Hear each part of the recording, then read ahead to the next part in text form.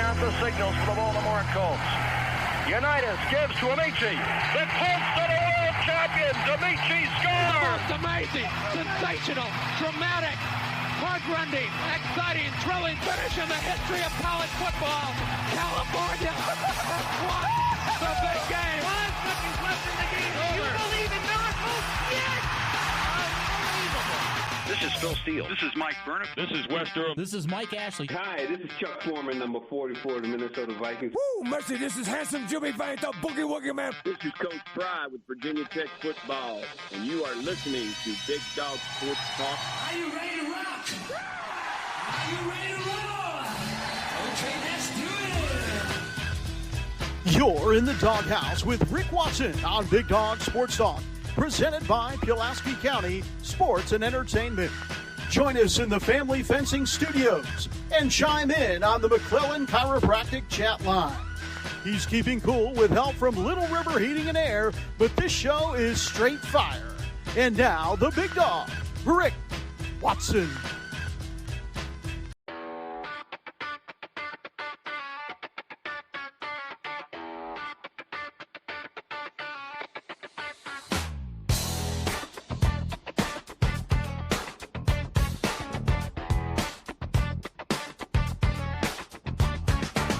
Rick Watson's got the mic, he's the big dog king. Cover sports so sharp, it's a new river thing. Virginia Tech fire, Radford pride too. Every stat, every play, he's bringing it to you. He's got that voice, deep as a valley, breaking it down, no dilly, no dally. Big dog sports talk, feel the bark, feel the bite. Rick's in the zone, every day, every night, from the Hokies to the Highlanders. He's got the spark, Big dog sports talk, lighten up the dark.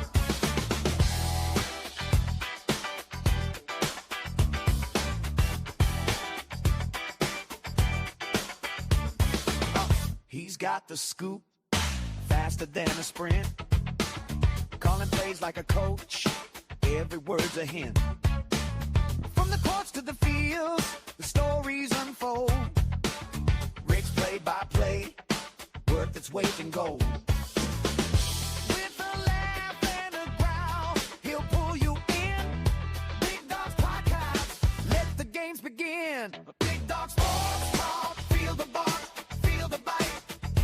Rick's in the zone, every day, every night, from the Hokies to the Highlanders.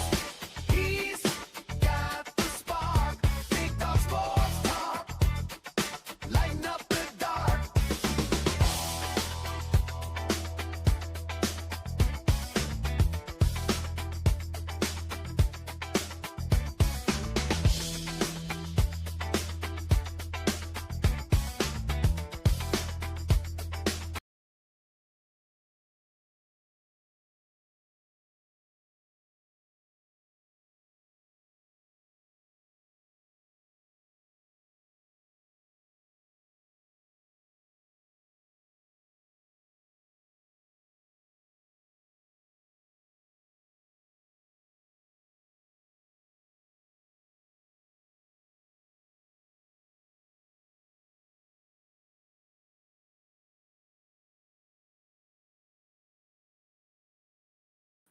We still would not have the greatest country on earth without you, the veterans. So thank you.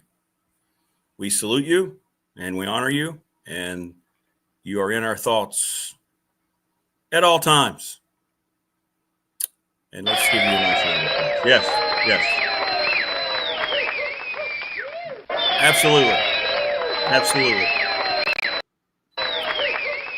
Thank you so much. Thank you so much. How's everybody doing this morning? Good morning, Hokie Rocks. Good morning, Steve. Good morning, Reggie. How are you? Reggie, I got you. We're going to try to figure out Thursday for your shirts. Hey, Opal, good morning. Morris in Tokyo, from a Tokyo beer and a paid hotel room to what will be NRV Speedway's Vroom Vroom BDST's online. Good morning, Morris. How are you? Morning, Paul. Hope everybody's doing okay. And chat, the McClellan Chiropractic chat room. Hit us up in there, as many of you already do. By the way, BDST shirts are $20. If you want them shipped, $27. Shoot me a text message on the Professional Door text line at 540-391-0788, or just DM me. Either find me on Facebook, Rick, or the Big Dog, whichever one. But I did try to figure out the cheapest shipping and got with the Postal Service, and $7 will do it. And you can get a couple, 3 shirts in a pack for $7 too. So just let me know. Hit me up. Those of you who have ordered, I have your shirts pulled. We just have to figure out a way to meet up and get you everything that you need. Today, Marva in Miami will join us. Brian Seigla from the Boundary Corner will look at the Florida State game.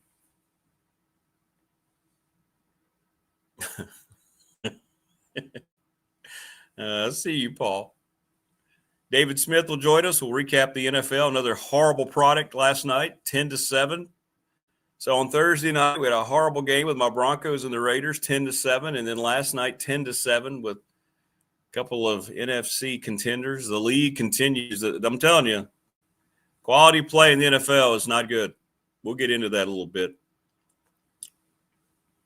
And then Mike Burnop joins us as they get ready to head to Tallahassee. Mike's a busy traveling man right now.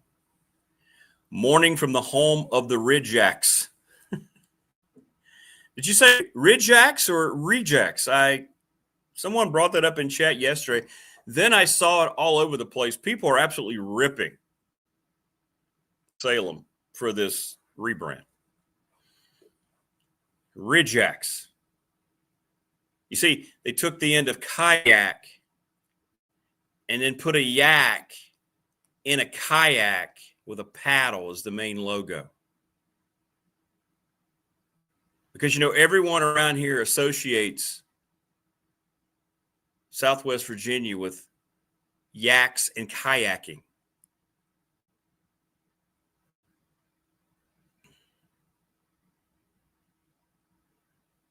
"100% Morris. Take care of the veterans. They should come first, especially if you see a veteran out. Today's the day where you just go up and say thank you. Shouldn't feel awkward. You should mean it sincerely." Morning, Rodney. How are you? Hey, Morris. Thank you. I didn't realize that. Morris, a veteran. Thank you, Morris, for your service. And to any of our peeps out there, wherever you might be. That's good stuff. It's good stuff. Paul says, "I could have done better by just putting something into AI. I wouldn't kayak in the Roanoke River if you paid me." Disgusting. Low level.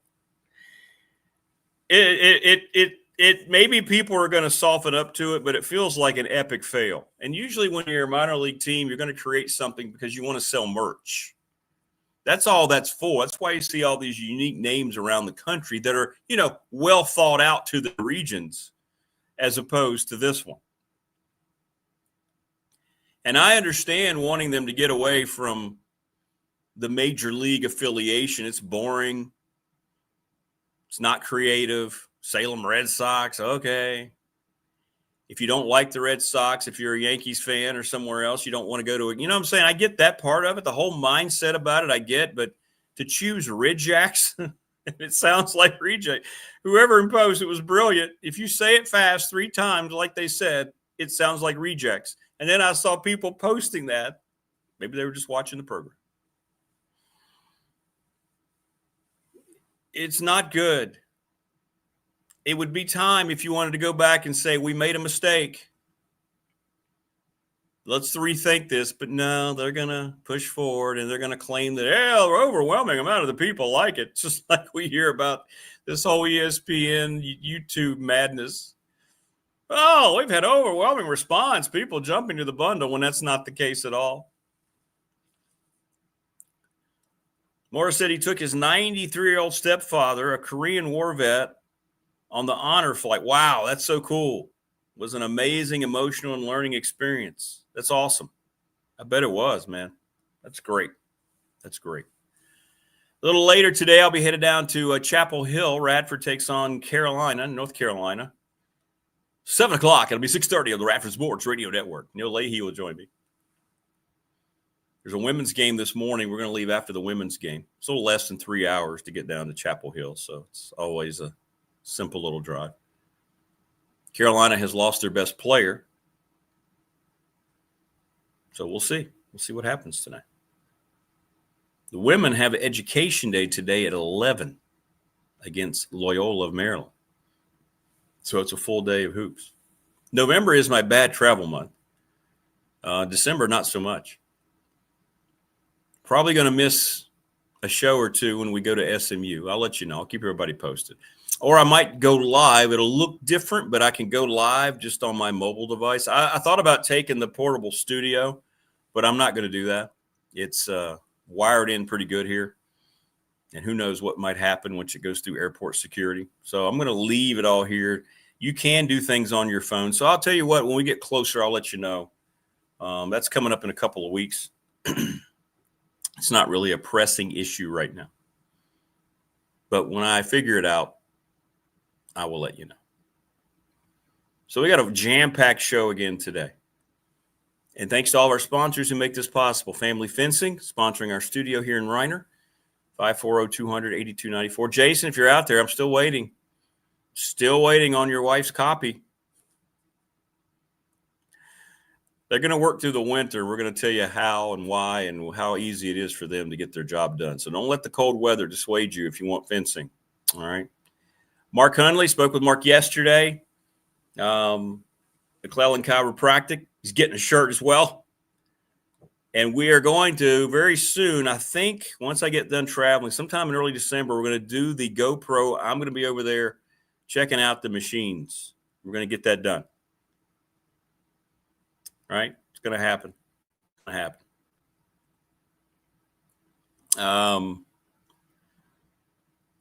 Yeah, we're going to do that. We're going to do that. Professional Door, Travis Williams up in Dublin. 540-391-0788. Sponsor of our text line.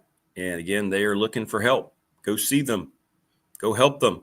Commercial garage doors better than anybody. Family owned and operated. Walk in. Call. Get an appointment with Travis if you want a career. Very satisfying. The Ready Set Fund. Thanks to Bob Christ.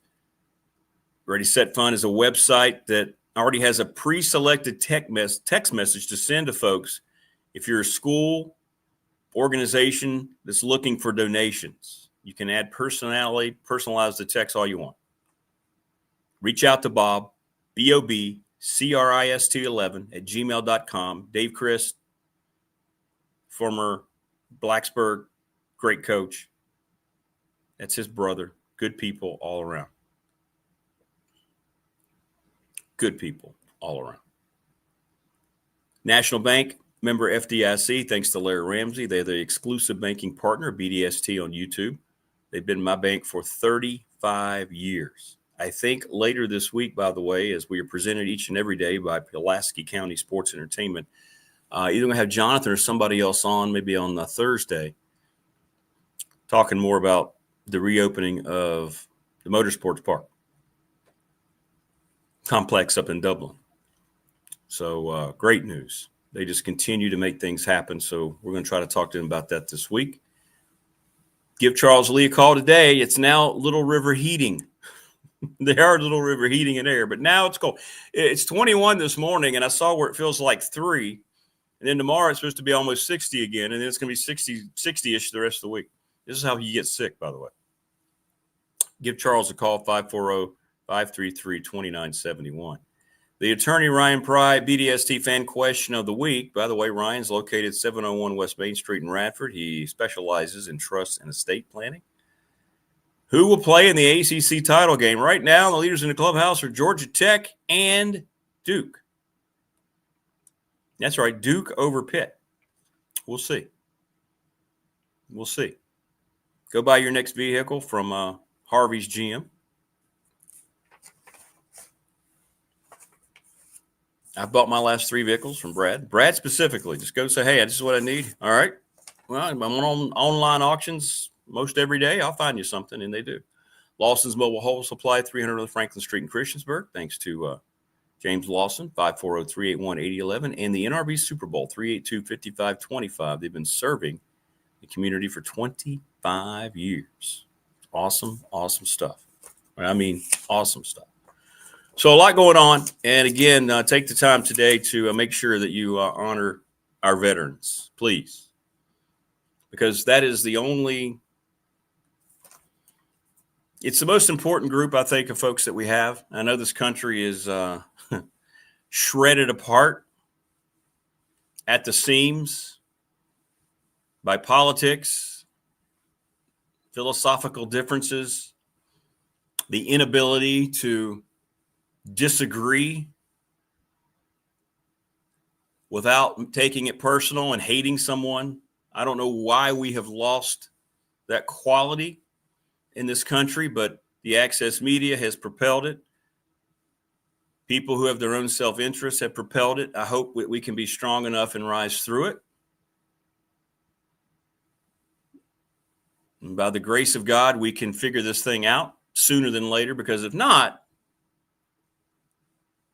we're on the verge of becoming something that I don't think anyone ever foresaw this country being, to be perfectly honest with you. That's where we are. That's where we are. And I know most of you, our listening audience, understands. I'm not necessarily speaking to you.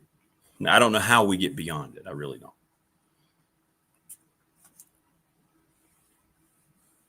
Hit me up on the BDST text line. We've played, thanks, Brad. We have played North Carolina 3 times.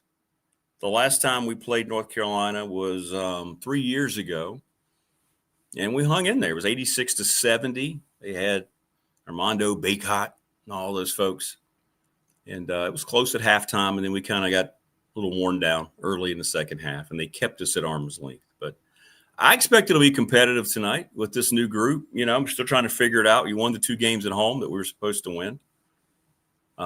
Western Illinois was a lot closer than I think most people wanted it to be, but then they blew out West Virginia Wesleyan. Carolina's coming off a massive win against Kansas last Friday.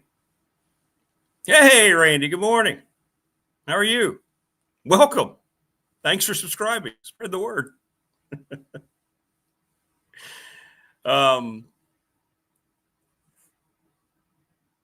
Carolina coming off a big win against Kansas, but the Trimble kid is out indefinitely, 6 to 8 weeks. He broke his forearm. I think he was diving for a ball or something and broke a bone in his forearm. He actually had surgery the day after the game, but he'll miss the game tonight.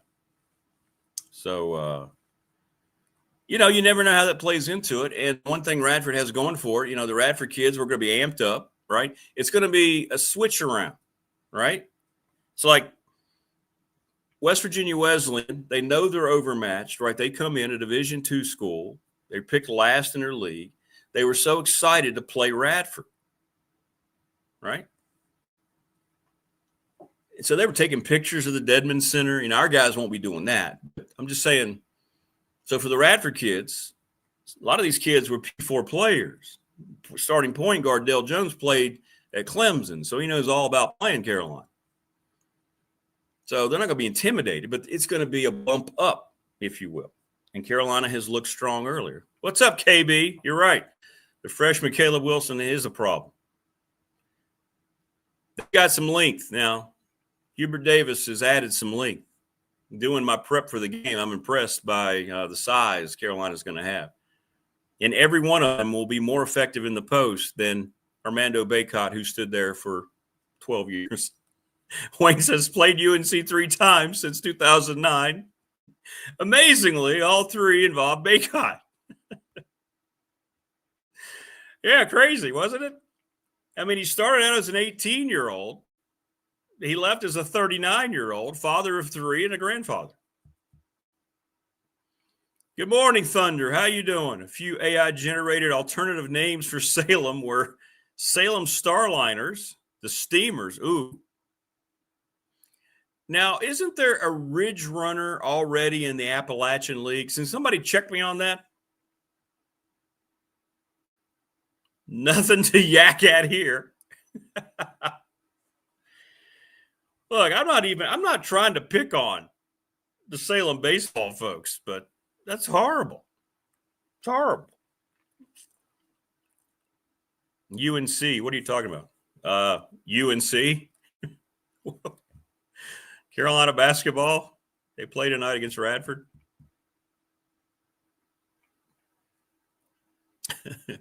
Yeah, the Blue Ridge Runners. Check me on that. Isn't there a Ridge Runner already? I've heard of.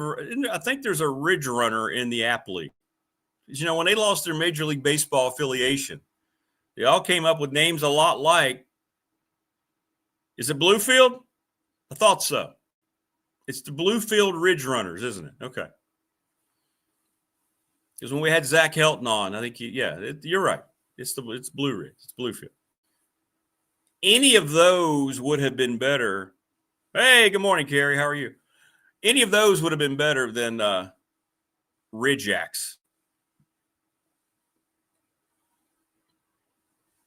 Winston-Salem gets the gold star with Carolina Reapers. Yeah, that's pretty good. That's pretty good. Well, welcome back, Carrie. I'm glad you came back. Spread the word. Subscribe if you haven't. We're over 700. Wow.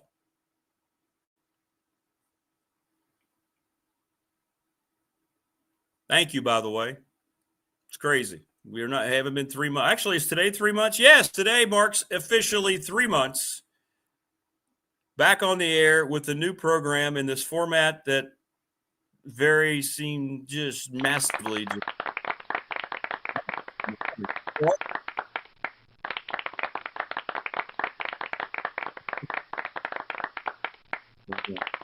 There we go. Thank you so much. Thank you so much. Well, we're glad to have you, Carrie. Thanks for coming back. You're going to like this community. All right? We have good peeps here in the McClellan Chiropractic chat room and on the Professional Door text line. I know I didn't watch the Eagles game last night, Dave. Dave, hit me up on the text line. I'm still not giving in to the greed of Disney. I refuse. I don't care. I'll miss games. I just don't really care. Doesn't matter. This whole thing has now gone 2 weeks. The NFL's not going to stand for it. The ratings were down last week. Last night, two teams, the Eagles, the defending Super Bowl champions, not on a third of the available eyes. Pretty soon, the NFL and advertisers are going to put an end to this, or ESPN's going to lose even more money. They're losing $5 million a day. They've decided to dig into trenches, as is YouTube, who embarrass themselves by, they can automatically charge you for anything, right? But in order of you to get the $20 credit for missing all the Disney content, you have to go do a couple different things. It doesn't necessarily take long, but it should just be as easy as, guess what? We've credited your account next month, $20 off. That would have been a much better message than, okay, here's what you're going to have to do after you read our instructions. Yeah, I just get the highlights. I am finding myself liberated, and it's been much easier than I think anybody at Disney thought it was going to be for people to go, I just don't need it. Especially when there's so many, and there's just so many people that are already sick of college athletics and what's going on. It's a lot easier to turn off. And nobody likes ESPN's coverage anyway. It's not like, boy, they do such a great job covering live events. They don't. You miss seeing your team play, right? But that's just what it is. Eventually, it's going to end. It's got to end sooner or later. People are still raising Cain about it on X. It's just a massive topic. Massive topic.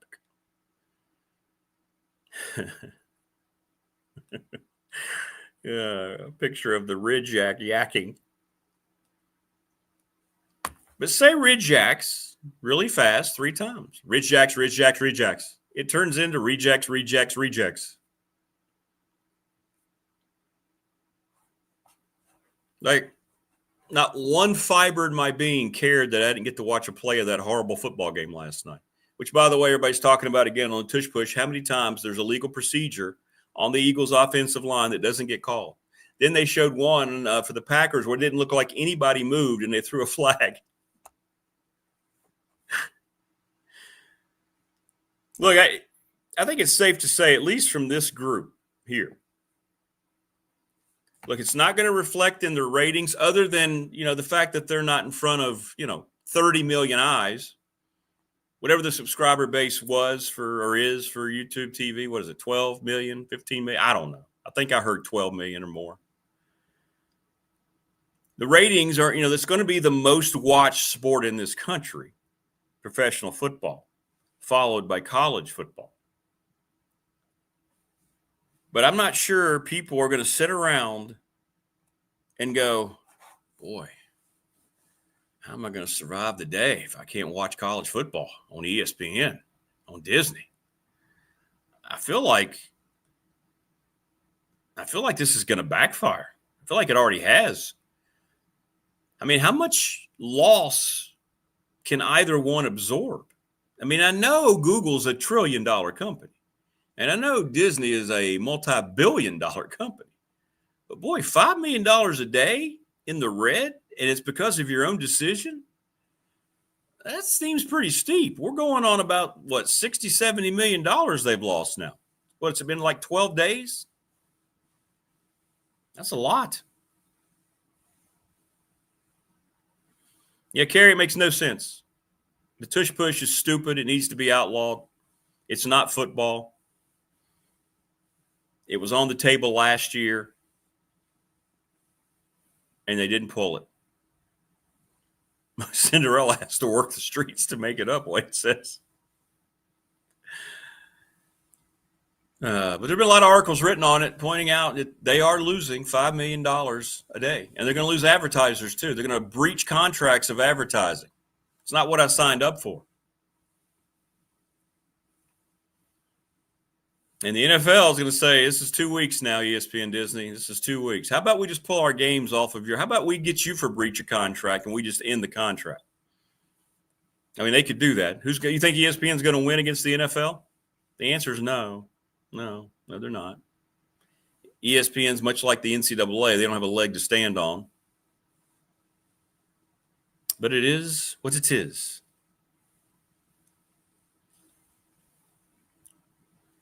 I mean, I took the time, even this morning, to look at the Ridgeax Facebook post. And it is 80 to 85% people hate it. I mean, I don't know how you can look at that if you're that organization and marketing people in the front office and go, boy, we made a good decision.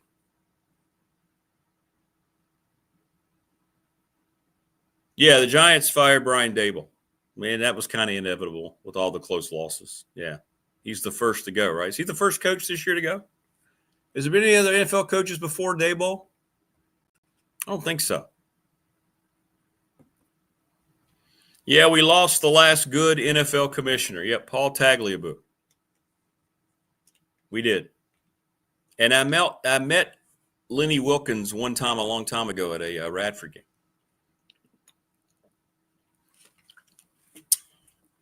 We were down in I'll tell you where we were. We were in Kansas. We were down there at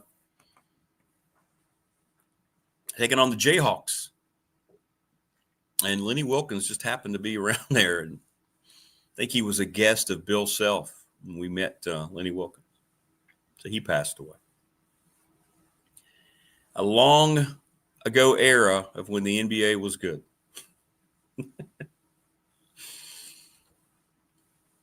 You ever just sit around like right now, everything that's going on in the NBA? No reaction at all from Adam Silver.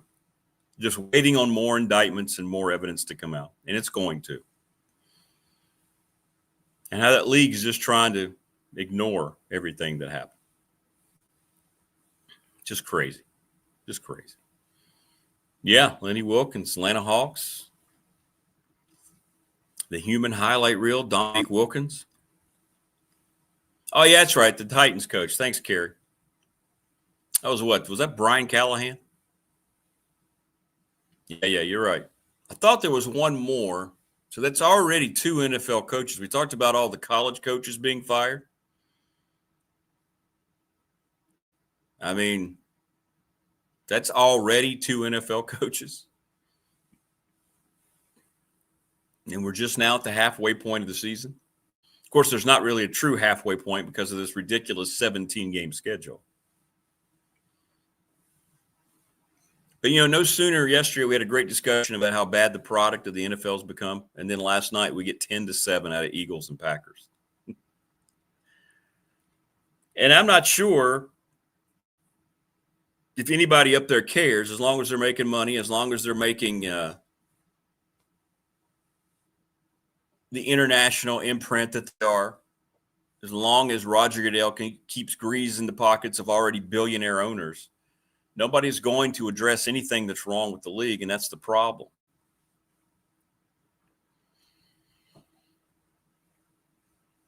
So we'll see.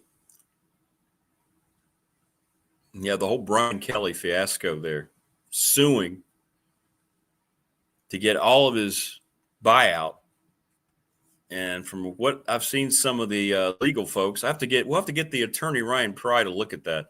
Feels like Kelly's got an opportunity to do that, to win that. It's going to make him even more probably unattractive to hire from some other school. And I'm not sure anybody would want Brian Kelly at this point. Because, we've speculated.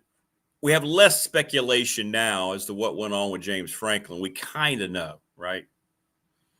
That's right, Mega. Jerry Jones, all of them. Every owner, by the way, they put a list out. Every owner in the NFL is a billionaire. Not a millionaire, a billionaire. So I just don't think they care. They don't care about their product overall as long as the bottom line continues to swell. I mean, they don't care. But with Brian Kelly, yeah, I think he's going to win that. Now, other schools will probably go, oof, we don't want any part of that dude. But we did have some of the James Franklin things kind of answered with what the players have come out and said. And I found a couple of threads on their message board kind of confirming that that's not the players. They had no reason. So now we kind of know some things. Phil Elmation gave us his hypothesis yesterday. And I believe he's probably correct because he's been on a lot of those plane rides back. Something happened between Franklin and that football team on the way back from UCLA. It didn't get repaired the Northwestern week. They lost that game.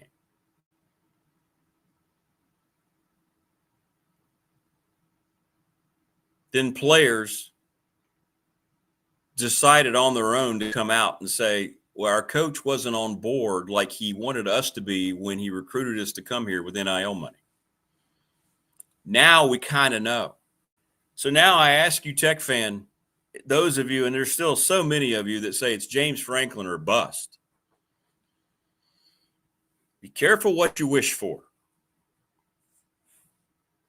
I think there are much better fits that can take Virginia Tech back to ACC and playoff contention than James Franklin. If they're down the road and that's who they want, then that's who they want. Maybe he comes here. Maybe he adapts better than I think he's going to. But usually a tiger doesn't change his stripes. And if you thought the ego and arrogance of the whole initiation of Witt and Justin Fuente rubbed people the wrong way, wait till that guy gets here. If he is indeed the choice. Now, many of you are going to not care if he wins And I completely understand that. You just want to see the football team that you have supported so well for so long win games. Right?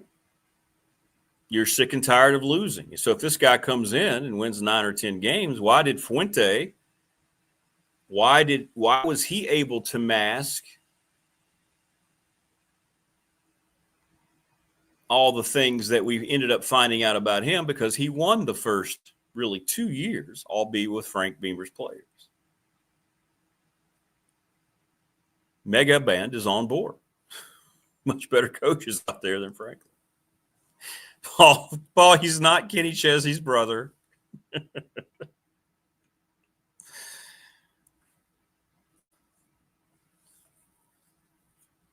Yeah, the NFL, they're gonna regret more than they think the whole Bad Bunny nonsense, and then Goodell getting up there, and they've planted their flag in the side that they want to be on, and where we are in this country dissension, and it's not going to serve them well long term. And then we're all sick and tired of the game.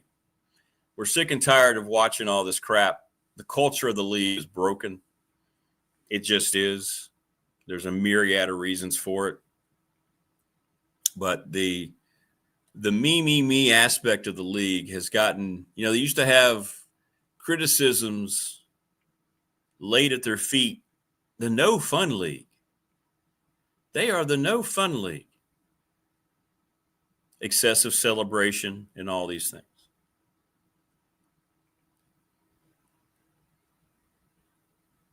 But it's now gone the other side. There's been such an overcorrection. It's just disgusting to watch.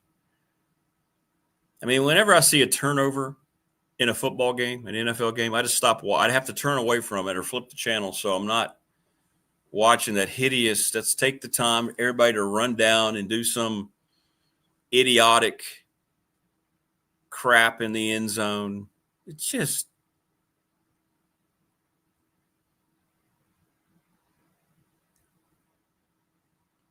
But they're too arrogant because of the money they're making to see the error of their ways. They're going to say, hey, look, we're making money. We must be doing something right. Or it could be you're making money because you're just charging a lot for the things that people want to buy to be associated with your league because they know people are going to watch. Joseph says not defending Kelly. He was at Notre Dame, so Joseph understands. He is good at seeing talent in players and coaches. He is. But he's not a good game day coach. A better GM? Yeah. Maybe so.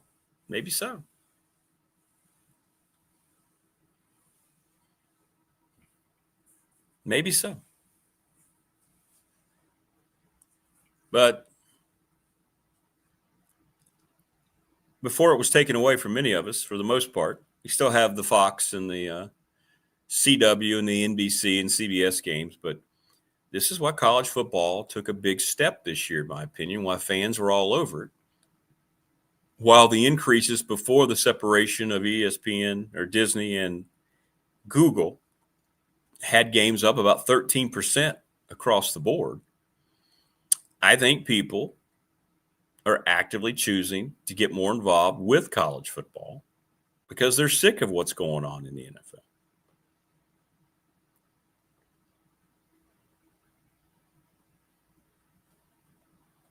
Yeah, there's going to be an all-time show. Yeah, I saw that. Turning Point's going to do that. I mean,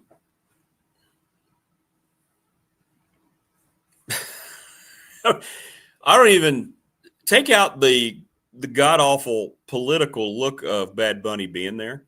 He has zero talent. You just put anybody on there because you're trying to appease to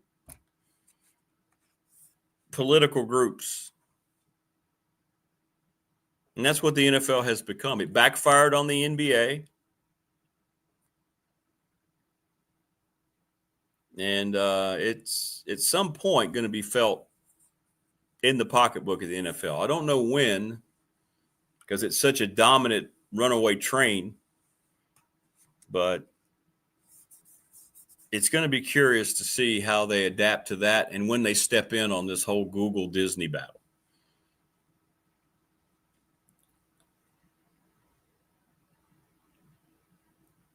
I mean, it's a problem. You can only ignore it for so long. You see all these businesses that have turned their business around and they've tried to cater to a much smaller minority because it fits their political beliefs, and then they end up rebranding because it crashes and burns. Crackle Barrel being the latest.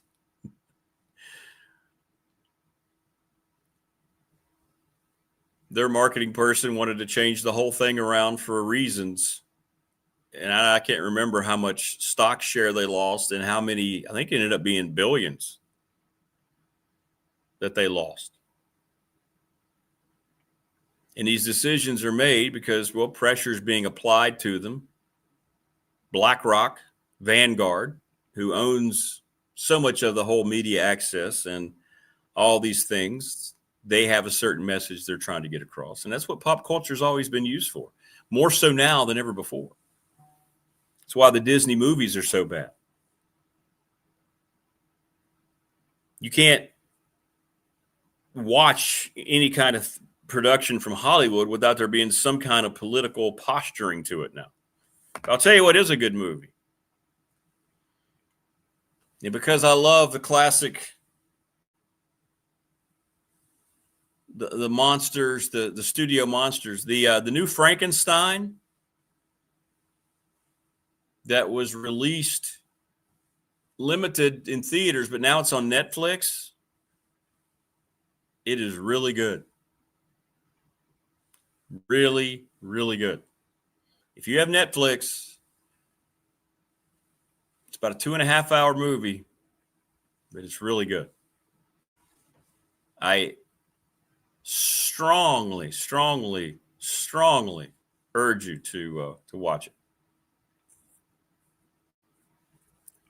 It's a little different take, but more accurate to the original source material and kind of what it evolved into. It's not your usual monster of Frankenstein walking. It's not that, but it's good. You will like it. You will like it. Blazing Saddles, a classic. You know, you could not make it today. They wouldn't allow it to be made.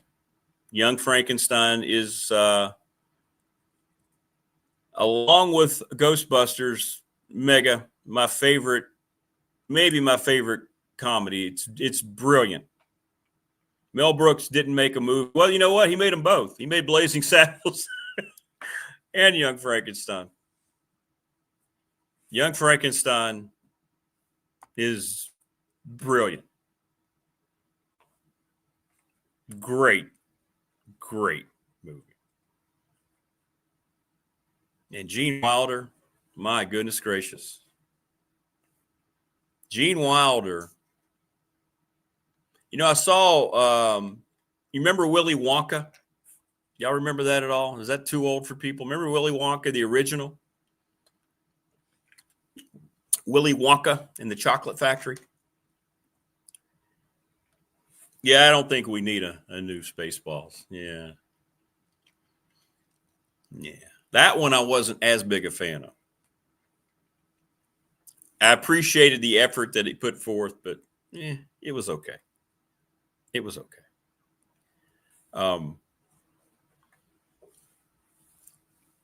Gene Wilder, you remember when he comes out to meet the kids for the first time? Remember that? So when Gene Wilder came out, that whole thing where he's pretending to be a cripple, remember that? Where he's limping. And then all of a sudden he does this flip forward. He comes out and does like a little da-da. And he did that because he wanted to put across immediately, even though it was subtle, that no matter what he said going forward in that movie, his character, you could never assume he's telling the truth. And he actually told the producers of the movie, if you didn't let me do the scene that way, I was walking off the set. You don't have to pay me. I'm not going to play the character. So they negotiated. It wasn't written that way. He was going to stay a cripple. But he said he felt so strongly about it. And now you go back and you realize how well it worked, because the whole movie, all he's doing is just deceiving people. So, yeah, good stuff. So he would not do the movie if they told him no. And it's that scene where he rolls forward and, it's great. It's great. Yeah, Caddyshack, Animal House. Yeah, absolutely. There's Marva in Miami. Oh, look at this. She's taunting me already with the Carolina jersey for the big game tonight. Hey, watch out. Watch out, baby. Watch out, Ms. Marva. Well, first of all, we missed you last week. I missed you guys. And secondly, my most sincere condolences. I saw your post about your kitty, 19 years. Is that right? I was so hoping she was going to get to 20. She would have gotten to 20 if she had lived to the end of January. But yeah, she was a fighter, and she was so sweet. And yeah, it was really sad. We had to say goodbye to her last week. But yeah, she'd been with me 19 years. I've had her since she was 8 weeks old. Wow. Well, I'm sorry. I know how painful that is. how painful that is. And we missed you last week. People were very upset you weren't here. They were yelling at me. I'm like, well, she's busy. I'm so sorry. We were traveling. Our family was traveling. We were coming back into town, and our flight was leaving out. This was before everything started with, them cutting flights due to the shutdown. This was just due to a mechanical problem. Nope. And yeah, we got at the airport at 9:15. Our flight was supposed to leave at 11:30. Our flight didn't leave till almost 9 p.m. Oh. And so we didn't get back to Miami. It was like midnight and had to get the kids to school the next day. I was struggling. I understand. Being at the airport that long with two little, it was hard. I know. I get it. I understand completely. Well, you should just be, you've got dimples showing. You're smiling so much. Carolina football's won 2 in a row. Tar Heels just beat Kansas. They're moving up in the rankings until tonight. Yeah. Got a tough one tonight against those Highlanders. But yeah, I am riding high on the Carolina stuff right now. I mean, it started off Friday night. This game against Kansas. Carolina was playing Kansas at home. They had a little home and away series. Last year, Carolina lost on the road to Kansas, a close one. It was like 2 or 3 points. It was really painful. And so everyone was excited for this game to see, how good is this team? Is Carolina back? And, in the first half, weren't sure. I mean, the team looked okay, but the shots weren't really falling for anybody but Caleb Wilson. And Caleb Wilson, though, he came out, like a dynamo and really was powering the team, encouraging the team. And then in that second half, honestly, I don't know what happened, Rick, but that second half, Carolina was played one of the best halves of basketball I've seen them play in a very long time. They pulled it away, didn't they? Yeah, everybody was hitting. I mean, defense, Seth Trimble was chomping down on Kansas's freshman phenom, and it was great to see. Carolina came out and won this game in a dominant fashion, and there's just an excitement right now about what's going to be this season, and everybody is talking about Caleb Wilson and what he might do. Yeah, Carolina's freshman star. He's very good.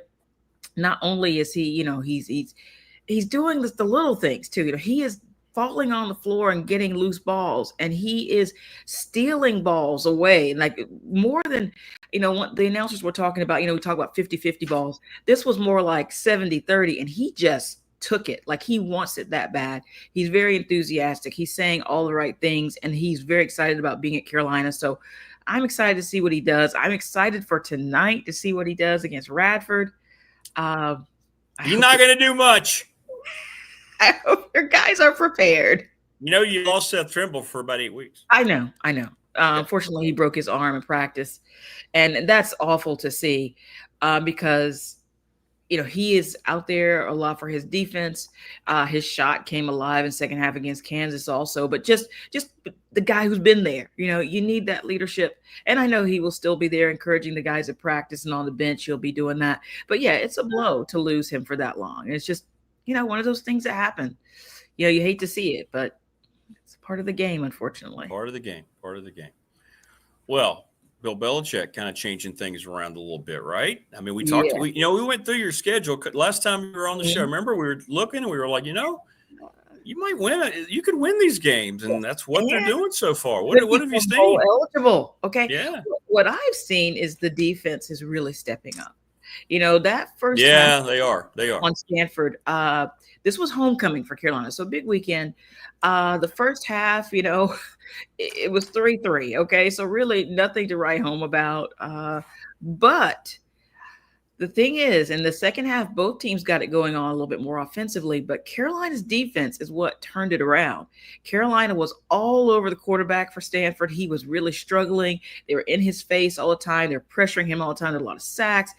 And Carolina, as much as I've criticized Gio Lopez this season, and yes, I have criticized him a lot, not my choice for starting quarterback. He did throw 2 touchdown passes in the second half of that game. He did not have any interceptions. He did give up a fumble. That was, I believe, in the first half. But the thing is, he looked confident out there. Okay, I'll give it to him. He looked confident. The defense, I think, that was going to carry Carolina through. Carolina has 3 games left at Wake, at Duke, at NC State. And Carolina, are they all on the road? I believe so. I need to double check that, but I think so. Carolina, what Carolina needs to do though is to just get 2 out of those 3. Carolina can get 3 though. I mean, I know it sounds crazy. Wake just beat UVA. What am I talking about?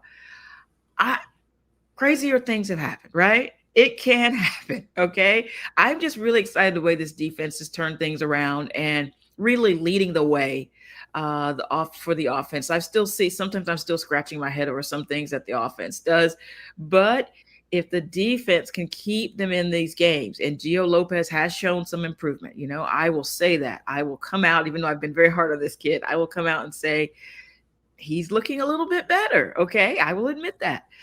So I'm excited to see what happens. This Saturday against Wake is going to be an interesting one. I know a lot of people might have missed that game against Stanford because it was on the CW.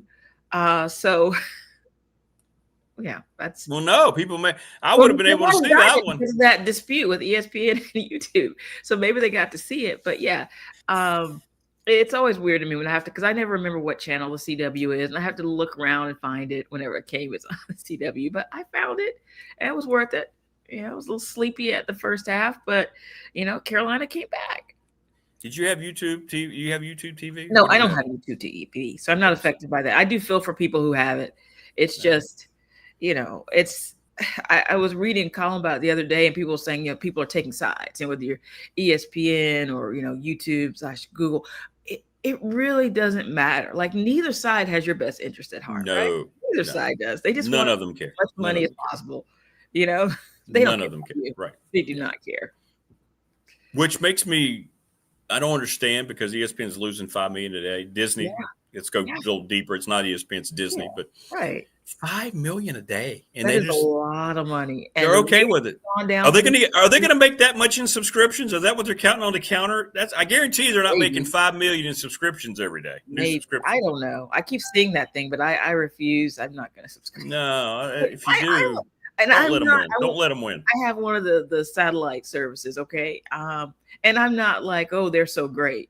But it's just like all of them. None of them really care. I don't think any of them really care about their customers that much. No. And I mean, these are big games people are missing. And I feel bad for people because if it's a big enough game, you're a big enough fan, you're going to do something crazy to try to get to see it. It's just, you know what they're counting on? You know what I think my theory is, Marva? I think they're going to count on, if they may dig in here, unless the NFL gets involved and advertisers start pulling their big contract. Mm-hmm. They want to take this to the playoff because they think people are going to, at that point, there's no way people are going to miss the playoffs. So that's when they feel like they're going to. Nobody wants to miss that. That's my guess. But, there are always, people can always go out and watch these things. They are other providers. Like I said, I have one of the satellite providers. Again, I'm not saying they've had disputes with them too. Yeah, they've had disputes with everybody. They pulled their stuff. Yeah, they've all had disputes. But it's just ridiculous. Like I said, none of them care. None of them care. None of them care about the customer. It's all about how much money can we make? How much? I know. So, well, we'll see. I do hate it for people who are missing their games, and some people can't go out. Some people can't make it out to, a sports bar, or they don't have a friend who has a different service, or they, rig up things online. I remember people were doing that. I don't condone that. I don't. Yeah, There's but lots of pirating. Yeah. there's ways around this stuff. I've never figured it out, but yeah, people will swear by certain ways that they pirate. They can watch everything without any. I don't know how they do it. I don't know where you can go. It's risky. I don't know, but yeah, if you go online, you do some searching, you can find out. You can figure it out. Information about these sneaky ways to get to see your sports. Were you going to watch the Radford Carolina game tonight? Of course, I'll be watching. I will be watching it. I can't wait to see it. And again, I hope you guys are prepared. Okay. Oh, we're ready. Are you really? Now, you won't see us on press row. Why are you at home? Huh? Are you at home or is that just a background? Yeah, I'm home. Yeah, I'm at home. It's only like 2 hours and 45 minutes away. Oh, okay. I don't know why I thought you would already. It's not like it's, not like we're traveling to SMU, which we have to do later. This is kind of like it's right here. So you don't spend the night?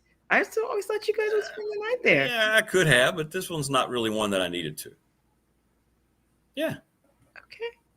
I'm just a fast-paced jet flyer, Marva. We just go. We just go. It's coming for you, and this is old school. Yeah, this is the way it used to be all the time. When I first started, when I got to Radford, we didn't travel with the radio. They didn't do that. A lot of places, like Roth and Burnop, they don't travel with the team. Right now at Tech, they do not travel with the team. No, they're not part of it. They have to go separately.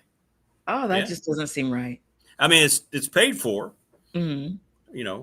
I think through their marketing people over there, but they don't travel with they're not on the planes and things like that. When Mike does basketball, he and Zach Mackey, they travel separately. So yeah, that's kind of what we're doing. Travel with the team. I think it's. I usually do. I have in the past. Yeah. But you just didn't want to. You just did. Well, it's advantageous a lot when you're going a long way. When it's a flight, you have to. Yeah. Because places like P4s, they can have 2 separate flights. They can afford those kind of things. Yeah. Well, in Radford, we get one, so you better be on it.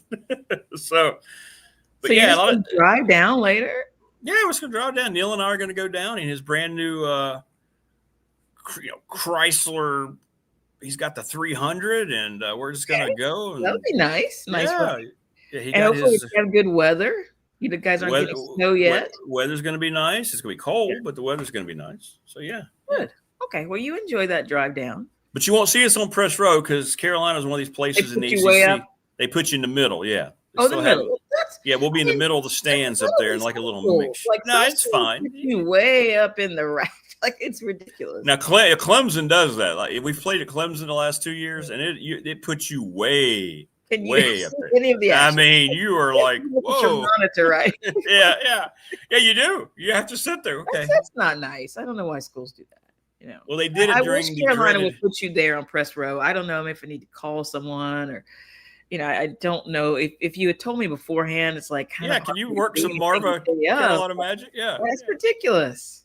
You got to be right there so you can see Caleb Wilson for yourself up close. Well, they installed all those places, during COVID, and a lot of places just left them because instead of having extra people on press row, they decided to sell more sideline seats. Yeah. So now we get stuck up in the. Again, it's all about the money. Yeah. Yeah, it is. But it could be worse. I mean, you could be. I don't know if the Radfords ever played Duke. We played. Okay. Yeah, it's very hot in there and unpleasant. That's a dump. It is. I didn't want to say that word, but yeah, it's an absolute dump. It is. Let's just call it for what it is. It is. Cameron Indoor is a dump. Yes. And we broadcast. Like, they not have air conditioning. I don't know what the situation. I always thought they did that to kind of give them a competitive advantage, but it's really hot in there, extremely hot. You broadcast up in the crow's nest, and it's always dirty. There's always like dried gums. It's disgusting. They don't ever play. You're like, this is where they send all their. This is where they put their TV people. And you're like. They don't do anything, or they didn't the last time we were there when we had Art Perakowski. It was nasty. It was dirty. Yeah. Yeah. Just not a good situation there all around. No, you're totally on board with that being a dump. You understand. Yeah. How's the fam? Everybody good? Yeah. How's everybody? How about everybody's handling the loss of Kitty? Are they kids okay? Yeah. My daughter was just devastated, just absolutely devastated because a lot of times our cat, who we called Miss Kitty, would sleep in her room. So, it's tough. And it's just, I tell the kids, it's just, these are things, it's part of life, it's that circle of life we have to talk about. And it's so funny. This morning I was getting ready, and I swear I almost felt like I saw her walk across, like she would always be standing outside the door when I get up in the morning, because of course it's time to feed me. And that's like out of the corner of my eye, I was like, I thought I saw her walk by, and I'm like, no, you didn't. It's just the way your brain, the brain plays tricks on you. You could have, because I think animals, when they pass, they go on a different plane for a while. I think they hang out to make sure everybody home's okay. Yeah. Well, I mean, maybe so, but it was just weird. I was like, no, that didn't happen. That could happen. So never know. You never know. Never know. Well, congratulations on the resurgence of your Tar Heels. Thank you. Don't hold it against me tonight when the Red and Blues walking out of there with a dub. Okay. I don't want any anger directly. I will not be angry. If that were to happen, I would just be in shock and sad, very sad. Okay. Okay. But don't hold it against me if it's just a beat down. Do not. Okay. Big year for Hubert. Yeah, I think so. We went down there 2 years ago. He did the pregame interview there. He's not doing the pregame interview with me this year. Wow. I think he's feeling some pressure. Yeah, I don't know what that's about either. You just have to talk to me about these things beforehand. I can see what I can do. I don't know. I should have. He should be on the show this morning. Yeah. That'd been great. Yeah, we'd love to have him. Yeah.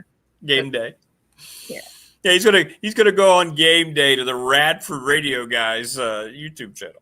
Yeah, why not? Yeah, why not? If you're confident, right? Yeah. If you're that good, if you're really number 18. He feels like he needs this extra prep time to get ready for the Highlanders. He's probably up right now drawing up plays and watching film, getting ready for this one. He should. Yeah.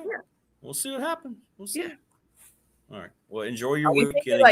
I'll try to. I know you won't be able to look, but I will text you. Yes, shoot me text. I want to know you're watching. Yes. And if it goes the other way, then I'm going to start shooting you texts. It's okay. Marva, I hope you're watching. I can handle it. I think I can listen to you. I can watch the You TV. can. All you have to do is just go to the Radford schedule page. Go to our athletics page. Mm-hmm. Men's basketball schedule.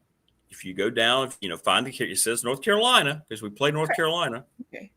And you hit the little audio. Okay. I'll see if I can do that. Sometimes it's hard to sync up TV and radio. It's very frustrating. But it's worth it, though, if you're listening to me. Yeah. And Neil. Yes, I would love to hear you guys talk about this. So I think I will do that. You should. Yeah. All right. Well, continued condolences sincerely for the loss of your kitty. Thinking about you. And I just want to say something. I know we're probably over time here, but I do want to say, something about our veterans out there. It is Veterans Day. And I want to thank all the veterans who are listening for their service. My dad was in the Army, and just the sacrifice that those men and women, the sacrifice they make is just incredible. And then they're not always treated so well when they're no longer in service. And so we've got to, as a society, as a country, we've got to do better with that. So I just want to acknowledge 100%. All the veterans out there and thank them all for their service. 100%. 100%. Well, listen, you have a great rest of the week. Thank you. You too, Rick. All right. There you go. Marva and Mamie. Well said. We missed Marva. It's not the same around these parts without Marva. And to follow up on what she just said, today we do honor the most important group of Americans as we say Happy Veterans Day to all those who have served and continue to serve. Thank you. Thank you so much. You're the best. And I hope you have wonderful days. I really do. I hope people go thank a veteran if you know someone. Text them, call them up if you see them. I know a lot of times the old veterans will wear some semblance of their uniform. It's really cool. As they should. If you want BDST shirts, they're $20 if I can get them to you locally. If you need them shipped. And George, I got you. $27. Just text me or send a DM. Text me on the professional door text line at 391-0788. Residential and commercial garage doors. 38 years. Go see Travis if you've lost your job, if you've been thinking about trying to find a career and you like to work with your hands and, be physical in your work, go see Travis. Just walk in and talk to him. He wants to train everybody that comes through there. I haven't known Travis very long, but he's just a great, great dude. And you should go up there and at least talk to him. Let him explain to you what they're doing. $20 an hour to start. After 90 days, they cover your insurance for good. I mean, what are you waiting on? The Ready Set Fund, Bob Chris. This is a great thing. Appreciate them sponsoring the program. Thanks, Bob, so much.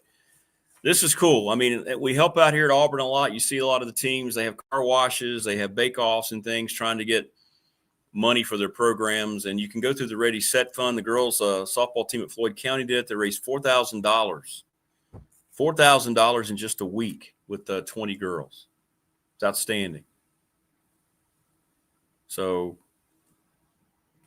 check them out. Bob Christ, reach out for more information. It's readysetfund.com.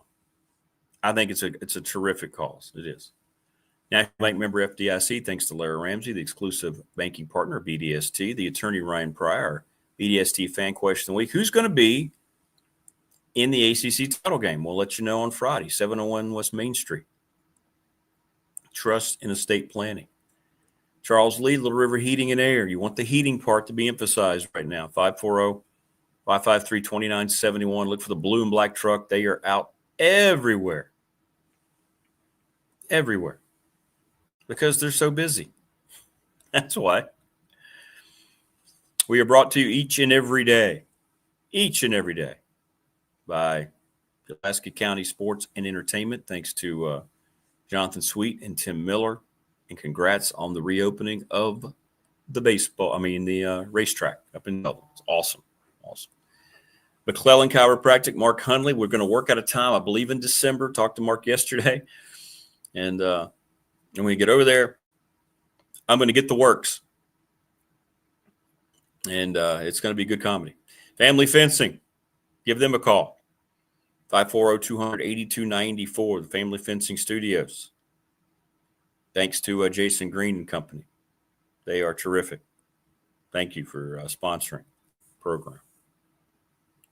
We want to thank Harvey's GM in Radford. Go buy your next vehicle from Brad Harvey. Everybody knows where they are, right down here in Radford.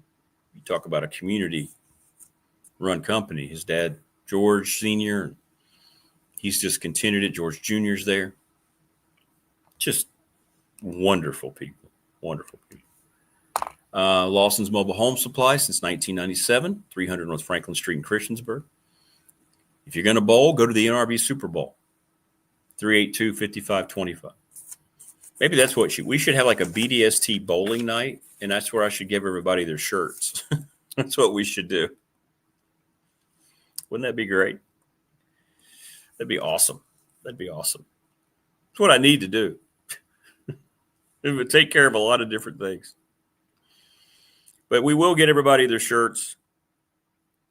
Best thing to do locally is maybe later in the week, I can meet you down in Radford. Come to the Dedman Center. You can hang out. We can show you the facilities and all these things. Right? Something like that. We can figure it all out, though. Shouldn't be too hard to figure all that out. And I want to thanks to Steve and everybody involved at the Montgomery County Chamber of Commerce. Very honored to be part of that. And thank you for your support. And we try to get you updated when they send me releases. And when they do, I pass those along to you, what they're doing. And they're always active trying to help business in our community as well. So I'm very proud. Thanks, Steve. And everybody up there. Let's get caught up here before we're joined by Brian Seigla from the Boundary Corner. He will join us next as our cavalcade of guests continue here on this Tuesday. But yeah, it's not that bad. It's only about 2 hours and 45 minutes, Chapel Hill. 1985 movies. Back to the Future, Rambo 2, Rocky 4, Beverly Hills Cop. Wow. Breakfast Club, The Goonies, Spies Like Us, very underrated. Fletch, good movie. You realize, by the way, too, Dumb and Dumber, which was on last night. For some reason, I had it on. 30 years old. Whew. 30 years old. Yeah, 85, that's a good year. Back to the Future is timeless. You get it? Because it's Back to the Future. They do a lot of time things, so it's timeless. See what I do? That's why I have my own show. Rambo 2. So he went from, in Rambo, First Blood, which is really, really good and has a really good message. He went from being a guy who didn't want to be violent, forced into violence, to a guy who was just out killing everybody. I think I saw he had like 500 kills to his credit in Rambo 2.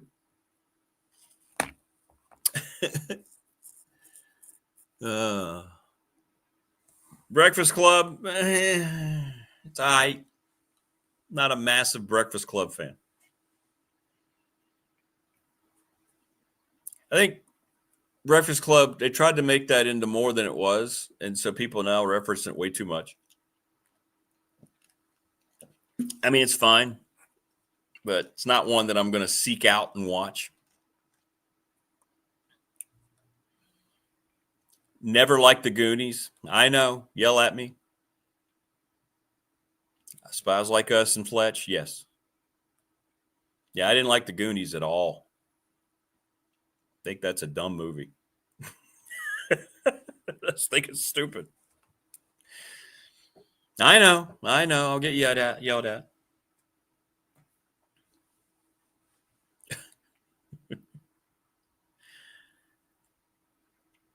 But I will tell you that Rudy is my least all-time favorite football movie that people think is good. And The Natural is my least all-time favorite baseball movie that people insist is good.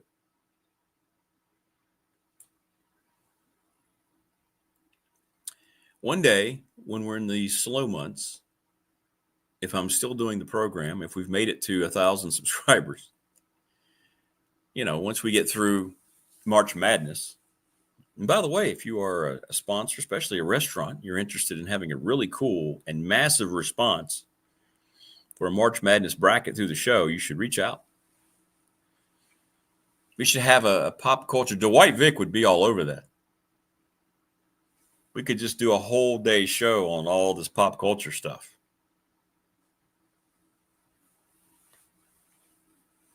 Yeah. Ladies love Breakfast Club. Well, I get that, but see, I'm a dude, so.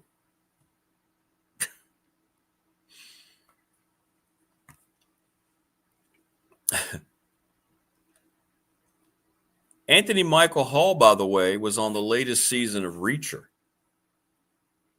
Did you know that? Yeah. He didn't make it through the end of the show, but. Yeah, we'll have to ask Dwight. Yeah, Dwight would be all over that. We'll get Dwight involved in that. We will.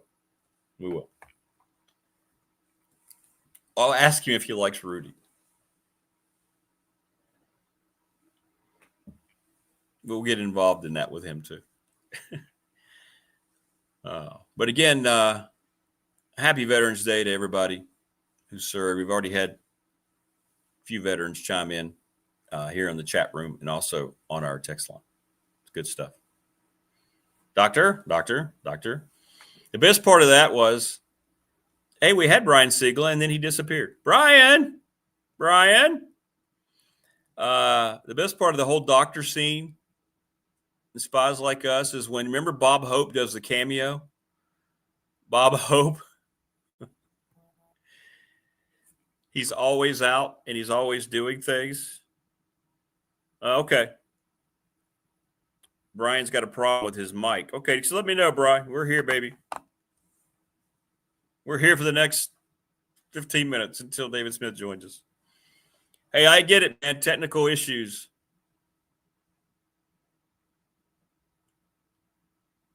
But Bob Hope comes through there and playing through, and he starts making fun of that whole skit. He looks at him, doctor. And he kind of just twirls his head.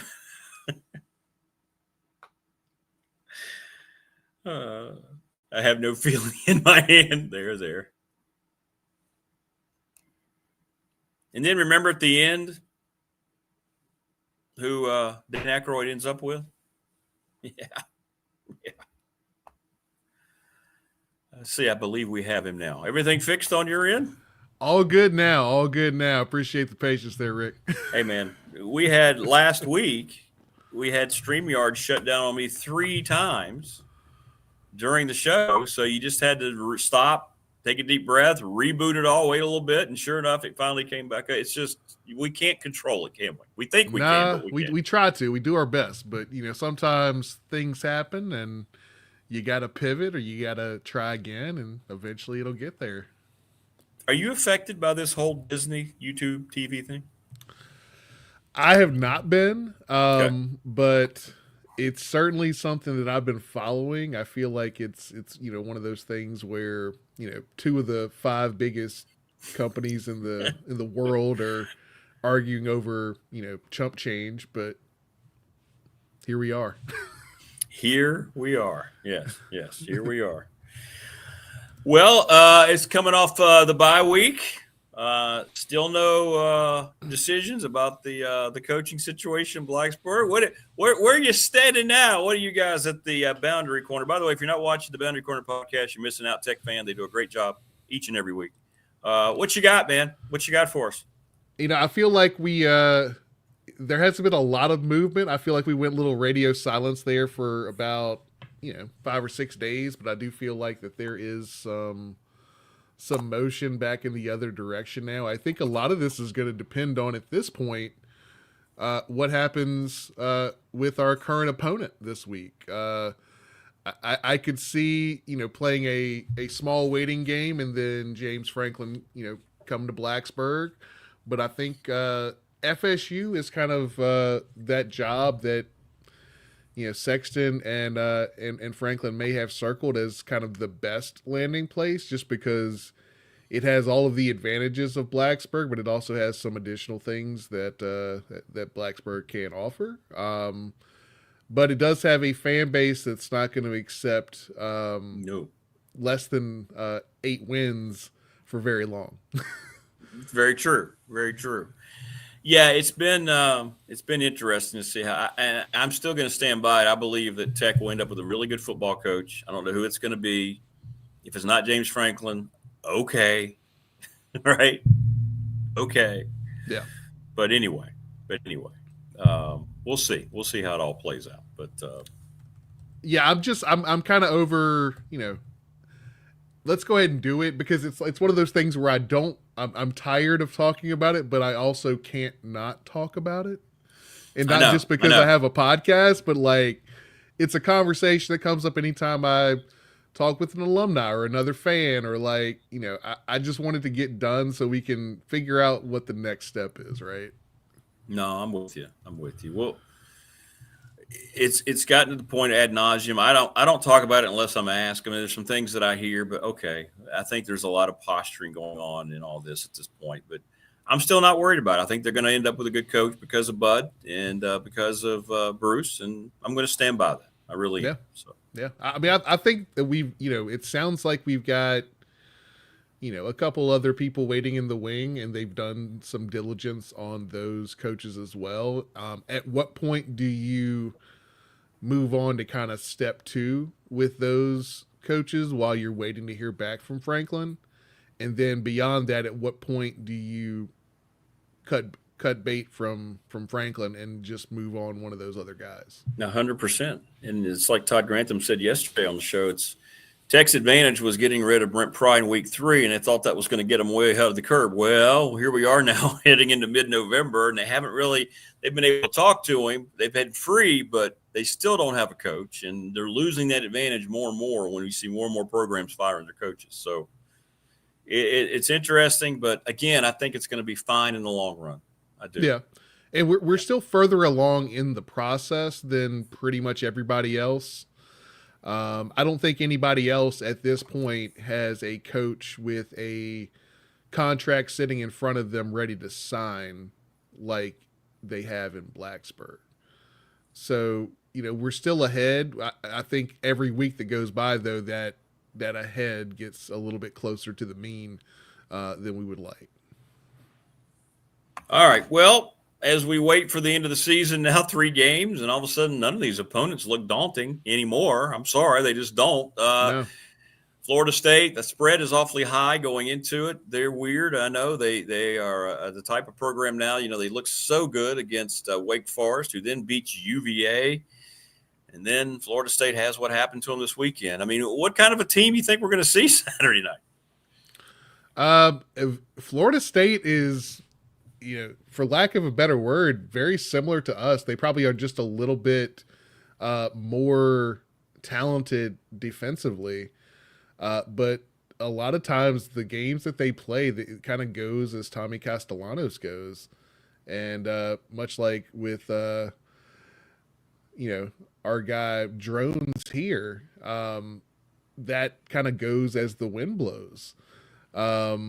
We'll see a game where they look really good. They're playing comfortable. They're doing this, that, and the third, but then they have another game where they just look lost. Make dumb plays, try to do too much. That's very much, a trait that I think both quarterbacks possess there. And it gets really interesting when, you look at what Virginia Tech has to close out the year. And like you said, it's not that daunting of a slate. UVA is what they are. Looking ahead here, you got FSU, and Miami is still Miami, but they've shown themselves to be beatable as well. So, you could see potentially getting a win or two in that slate.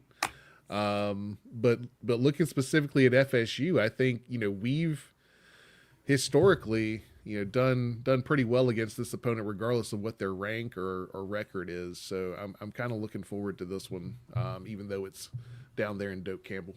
And they played well. Last time they were there, you had the big kickoff return by Tootin, and they were big favorites then. And all of a sudden, that's a dogfight for a while. I mean, you never know. And Tech's had a week off, so we'll see. They can kind of lay it all on the line right now. They're going to need a strong game from Kyron Drones. He's going to have to be able to throw the ball down the field more effectively than he has been. That's going to be massive. And we'll see. I don't know where Florida State's kids' mind is. They know they're going to lose their coach. That stuff's not a secret down there. People know. It's like the kids in Blacksburg knew. They kind of knew. So I don't know, man. It's you never know what you're going to get out of a team this late in the year whose season's gone in completely the opposite direction. Yeah, and it's hard to tell what Florida State's going to do and when they're going to do it, just because, the buyout for that contract is pretty substantial. What they're still paying on a previous buyout, if I'm not mistaken.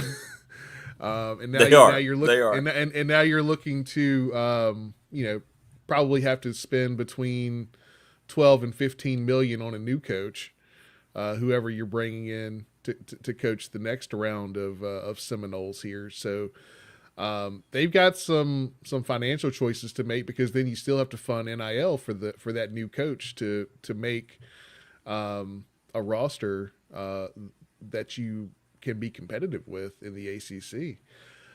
So there's a lot of moving parts to that. I think that's why Florida State's probably playing the waiting game. They feel like they're in a better position in terms of that job just being a desirable job. But I think that gives them some time to kind of get some of that funding lined out to make sure that they can actually pull the trigger on this. They didn't do the snap judgment that Penn State did, and 2 or 3 games don't go the way they want and they just pull the trigger. They went ahead and they're taking their time and seeing how things shake out at the end of the season. Well, and that's the other thing, too, about Penn State. What we've learned with what the players came out and said now makes a lot more sense. And I think the red flags are popping up more for me than ever before about James Franklin fitting here in Blacksburg. When the players who came in there because they got money are telling you that coach wasn't bought in, now we kind of know. Now we get a little insight as to what happened. He lost that team. Phil Omation believes that he's been on plane rides. He believes that the UCLA game, he lost that team. Something happened. And then they came back and they lost that Northwestern game, and they did not hesitate. It's going to cost $50 million, boosters. Oh, thank you. Here's the check. See ya. So But now Tech wants him to come in and be the savior. It does sound like there was some infighting between administration and the coach. Regarding who should play, who should come in, who's like all these roster decisions. So I'm very interested to see, like, had Franklin already soured on that situation before this season even kicked off? Right.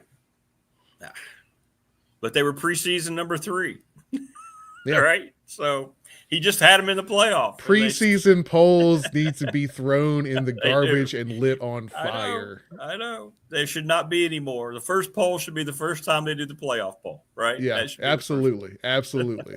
Because before that, it doesn't matter. So why are we even talking about it? This is not. I know. We're not in BCS era where only 2 teams are getting in, and we kind of want to at least know where things stand throughout the process. Like, that doesn't matter anymore. Until the committee puts their stamp on it, none of that matters. But now the committee has data from all these polls that they're using in their process, which muddies the water even further in their process. Well, they beat a ranked team. That doesn't mean anything. It was September 1st. Right. 100%. Well, we'll see. And what do you guys at the Boundary Corner have lined up this week?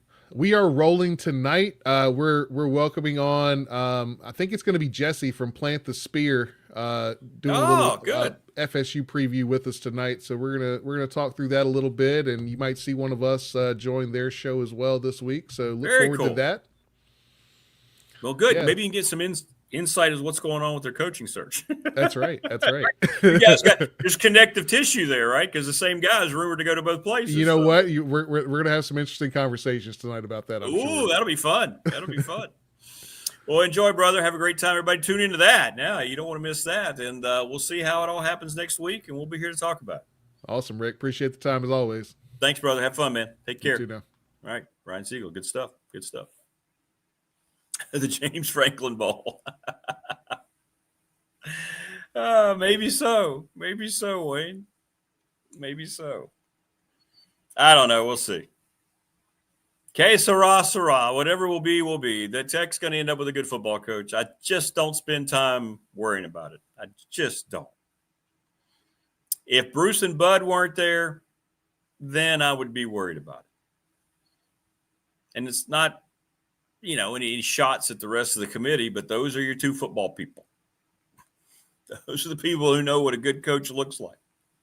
They both love Virginia Tech. They're not going to just bring somebody in here on a whim or recommend somebody here on a whim. So there you go.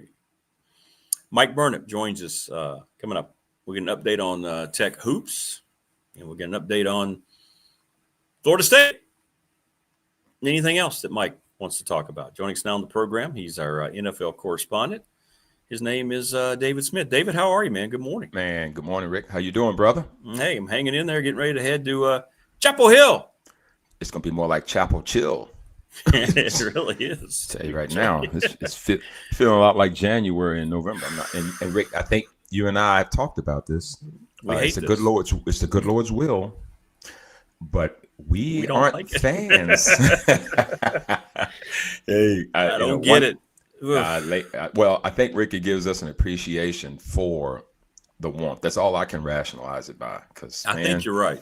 That's all I know. Because listen, so my wife Pebbles used to live in Orlando. We were dating when I was in grad school, and so I remember leaving Virginia. It was 38 degrees, and I landed in Orlando, and it was 78. And you're like, and I said to her, and she'll tell you this. I said to her, "Baby, stay here. Let me finish this degree, and we're going to start our life right here." And she wouldn't have any of it. Her family's from Baltimore. She's like, "Yeah, it's too far from my family." And I said to her then, "Honey, if you ever want to see your family, stay in Florida. They'll all come visit." That's right. And that's so, right. Needless to say, that didn't work itself out that way. But so, Rick, if I may chime out of my lane into the college football lane that so many of your great guests have. I mean, Bill Roth and Brian and all those others. Sure. I don't know enough about that, but here's what I'll say, Rick. There's not a coach or a committee or a staff or an employer that would ever have a candidate that they see as their A guy without having B, C, and D.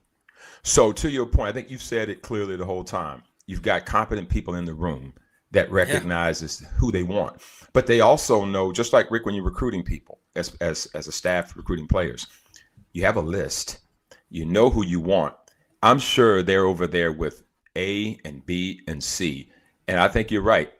The fact that Bud Foster and Bruce Arians, you couldn't have two greater guys in there that understand the dynamics of it. They're going to get it right wherever it lands because the job itself is that admirable. So I'm not trying to talk anybody off of any ledge. I don't know enough about it to know. I just know that you can't have that many great people. I think Eddie Royal's on it too. I think you said, is he on the committee too? Yeah, he's on it. I don't know how active he is on it, you know. Yeah, but but I know those other two guys have been out in front of this thing. So yeah, I think at least he'll be a guy that can understand agent speak, maybe because he's newer to it. So whatever that all means, I just feel like Tech's gonna get the right guy and so on and so forth. And then I'll segue out of that into my lane by saying this, Rick, to start off the NFL part. This is, again, Captain Obvious moment. If you don't have a quarterback, you have no shot. Now, that may be obvious to a lot of people. I'm not just talking about a quarterback. I'm talking about good quarterback play. And this isn't even one about our games to go over today, but just watching the games from the beginning of the weekend, which was your Denver Broncos winning 10-7 5 days ago, which was, but then last night, Rick, the same 10-7 score with the Eagles and the Green Bay. So I keep reminding folks, and you included, just take the wins, because Jordan Love, who you and I have admired and felt like was the right guy, has not played great. They've lost 3 games where the defense has only given up 16 points. And those losses at home to Carolina and back-to-back weeks in Philly last night, Green Bay inexplicably loses to Cleveland at home with Flacco. So if you think about, and then they tied Dallas, that tie is looking a whole lot worse. So quarterback play and great coaching, they run hand in hand. And the games we're going to go over today will show an example of that. And even at Tech, we speak to it at Tech, right? If you can, quarterback play can cover up a lot of sins. And right now, in the NFL in particular, that seems to be what has risen to the top. So there you go. My diatribe for this morning. No. That, and I think the overall product in the NFL is not good. It's just not. I mean, you can look with 2 eyes and see how far it's fallen off in the last 5 years. And when you have 2 10-7 primetime games by teams that are supposed to be good, that's a problem for the league. They don't care. Well, Rick, I'd be interested. So maybe we'll become debate this. So let me ask you this. Yeah. So Bill Parcells once said, and I pay way too much attention to all these quotes, but I storm in this melon of mine. Bill Parcells said, we only have the people that college sends us. That's all we have. It's like we don't have anything else to pull from. So with that being the backdrop, why do you think the product is this bad right now that we're seeing? A lot of reasons. For one, I think the league is packaged a certain way. I think the rules that are in place in the NFL are much different. The officials have way too much say into what's going on. The mindset of the player changes. It won't change as much now coming from college to the pro if they're making a lot of money in college already. But those guys get in there, especially second contracts, and the game doesn't mean as much to the current player. You can't play the game the way that you're supposed to, that you're taught to play it from the time you're young. You can't hit people. You can't go out and lay it on the line. It's too much of a promote me thing. You can't watch anybody make a play without them standing up and doing some kind of posturing. Cornerbacks who have nothing to do with an incomplete pass will do the stupid, let's put the sword in our side. The defenses will get a turnover and they run down. And if it's all about the individual, it's not about the team. And I think that's the mindset that's run rampant through the league. It's a cultural problem.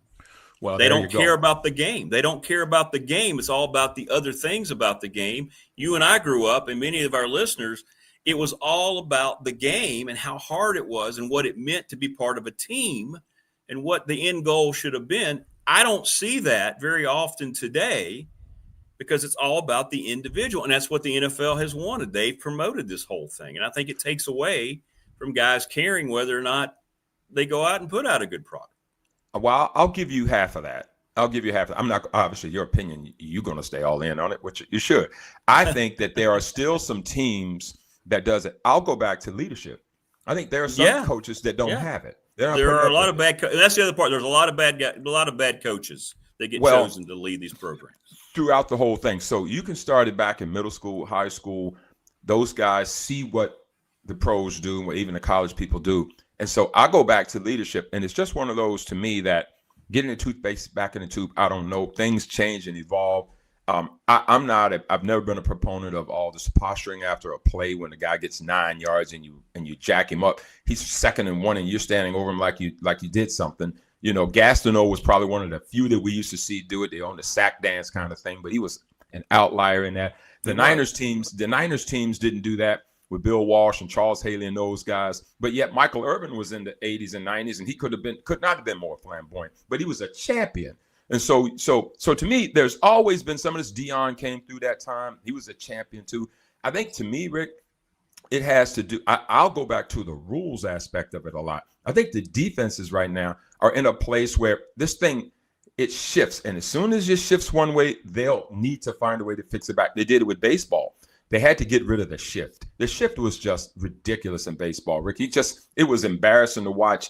Yeah, guys not line up a certain way. So when they do it in basketball, freedom of movement in basketball. Hey, now it's getting to be the 90s. Nobody wants to see the Pat Riley Knicks in 88, 84 finals games. And so I think you're not wrong in the structure of the player. I believe that it's got to get fixed from a coaching standpoint. I know the league is trying to mandate all of the excessive celebrations and the taunting over guys. So they're trying to do some of that. But I think you're not wrong in the fact that in their ability to want to try to accentuate individual players, they've overcorrected. Now they got to try to get some of that back. Right. Because what I do believe is I think the Seattle Seahawks play football the right way. I think they do. I think Mike McDonald has done a good job with them. I don't think Sean Payton suffers fools lightly either with your Broncos. Now, they may not be artistic all the time, but he's not putting up with any crap. Sean Payton's not having it. And yet at sometimes the players are going to leak in and do certain things. So I defend football so much. I was a college basketball player, played football a lot in high school, played baseball. I'm a football fan because to me, the best players that have the hardest job to do week in and week out for 3 hours are football players. So I am a fan of seeing the product play out.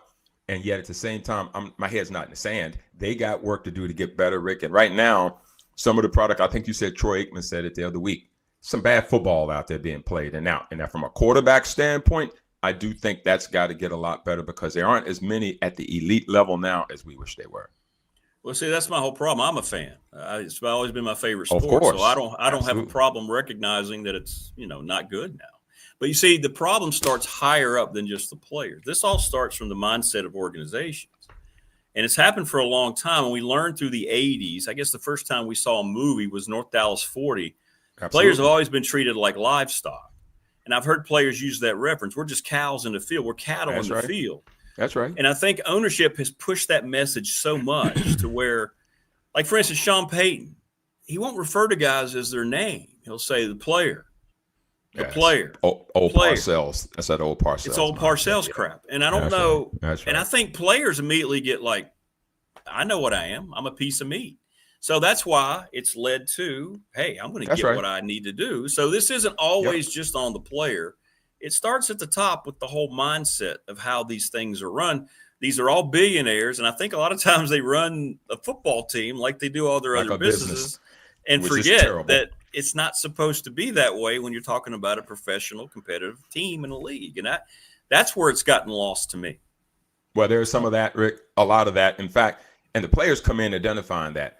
When you say it's a business, I say it's a game. And when I say it's a game, you say it's a business. The old North Dallas 40 line. I remember that. The same thing. Clear as day. It's the same thing. So I find that you do your business part and set it over here because the money, you can't carry that on the field when you're about you're about to get your head knocked off. But it is important to recognize that guys like Kyler Murray, when it comes to, am I going to get him hurt to have to pay him this money next year?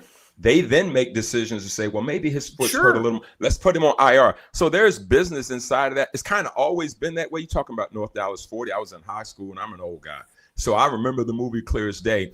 But at the same time, I think somewhere along the way, the NFL has got to continue to reinvent itself. And I hope that they will, because right now there are some things in the weekend. There's still excitement in it because there's always folks that's going to play a certain kind of way, but there's clearly some things they need to fix. No question. Yeah, they do. We'll see what happens. Yeah. But when you have 3 teams who are considered maybe Super Bowl teams playing 10 to 7 games on prime time, ouch. Kind of rough. Yeah, I can't push you back on that one. You're exactly right. All right, let's get into it very quickly now. Let's see. Oh boy, another game overseas. That's another problem, by the way, which we can get into some of that. Germany. Colts beat the Falcons. I still don't think the Colts are very good. I think they're okay, but they win a game against Atlanta, who's very poorly coached. Raheem Morris didn't work the first time. I don't know why they thought it was going to work the second time. Well, Rick, I try to root for him.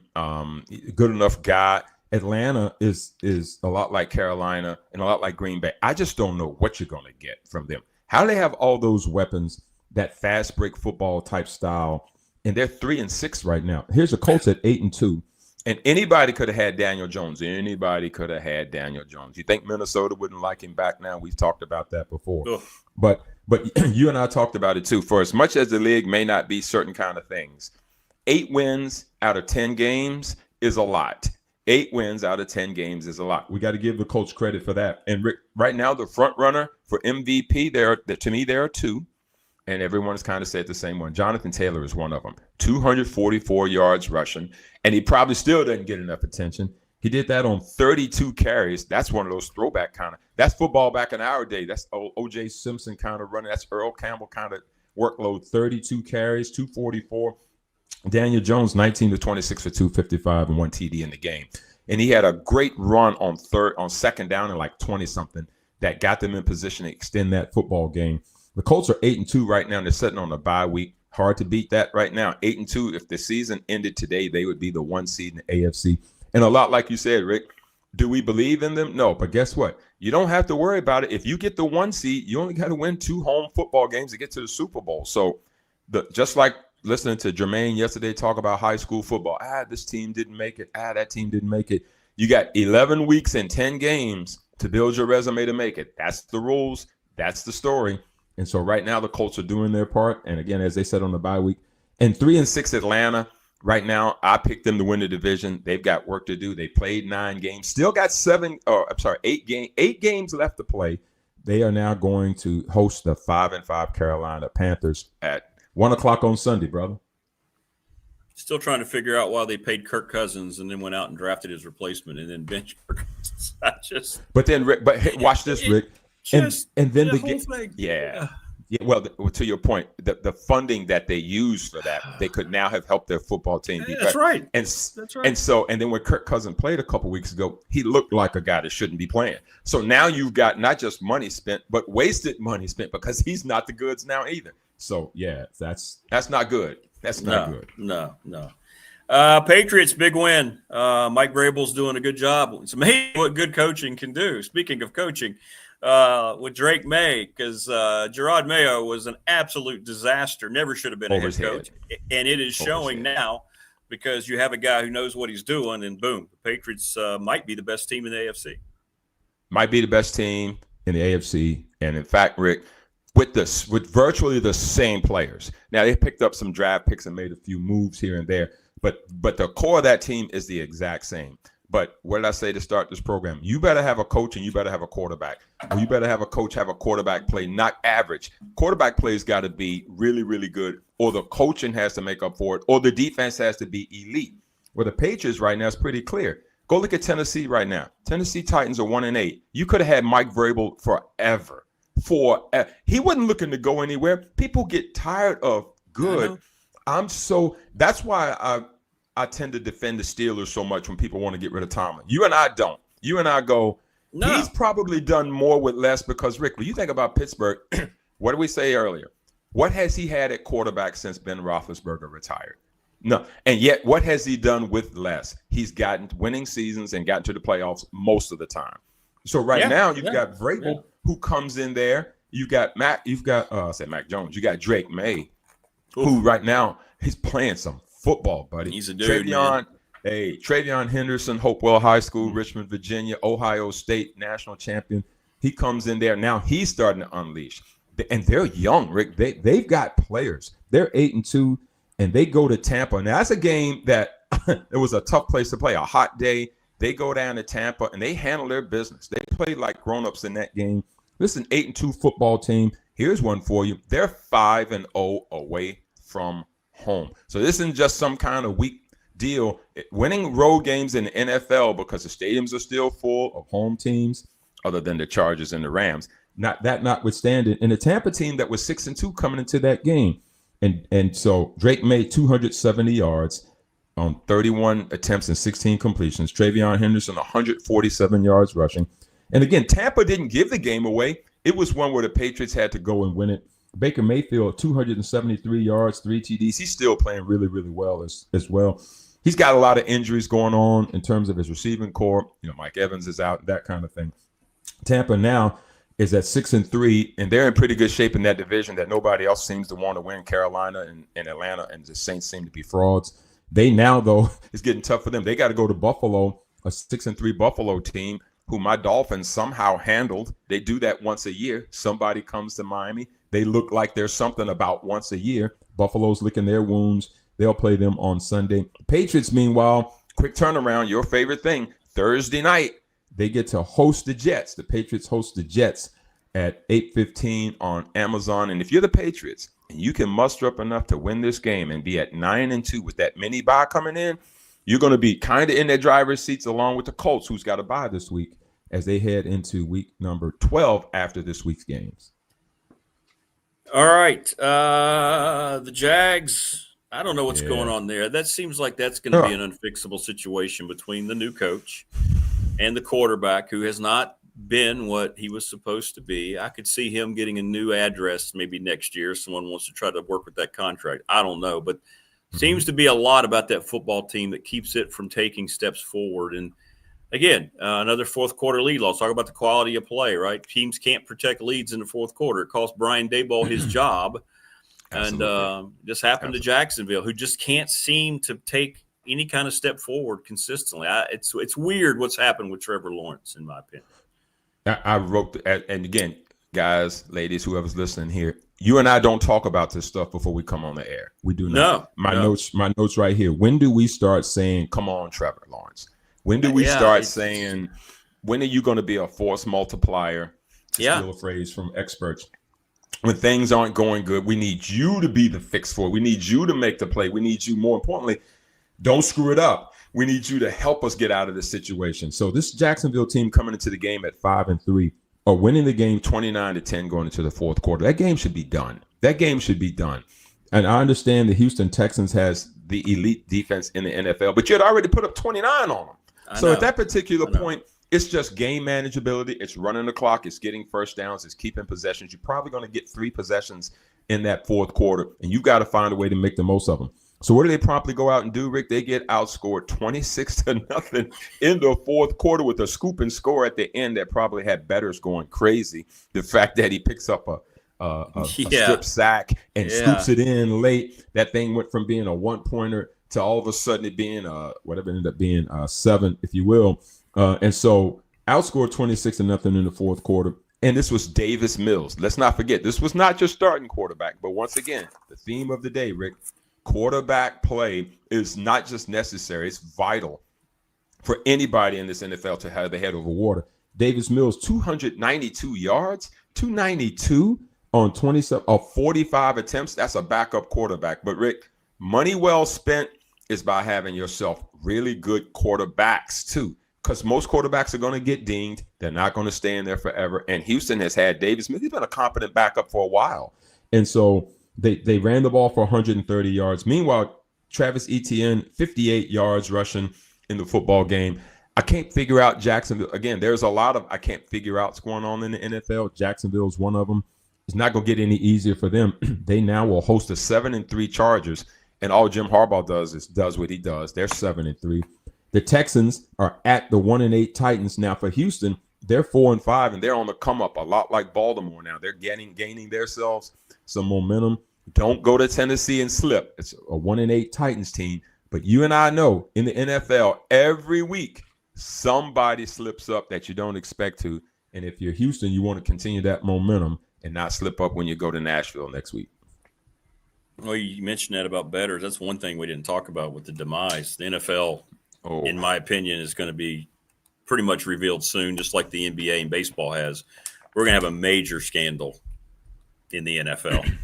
It's going to happen. Rick, and I think that's also affecting things too. Yeah. I think that when I read, Pebbles and I were sitting together last night, and I read to her what was happening in baseball.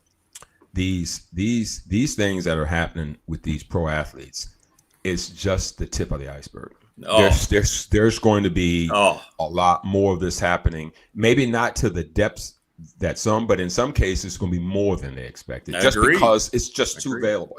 It's just way too available. And so again, Rick, out of these kinds of things is when they'll start to change stuff. No question. Yeah. It's gonna be interesting.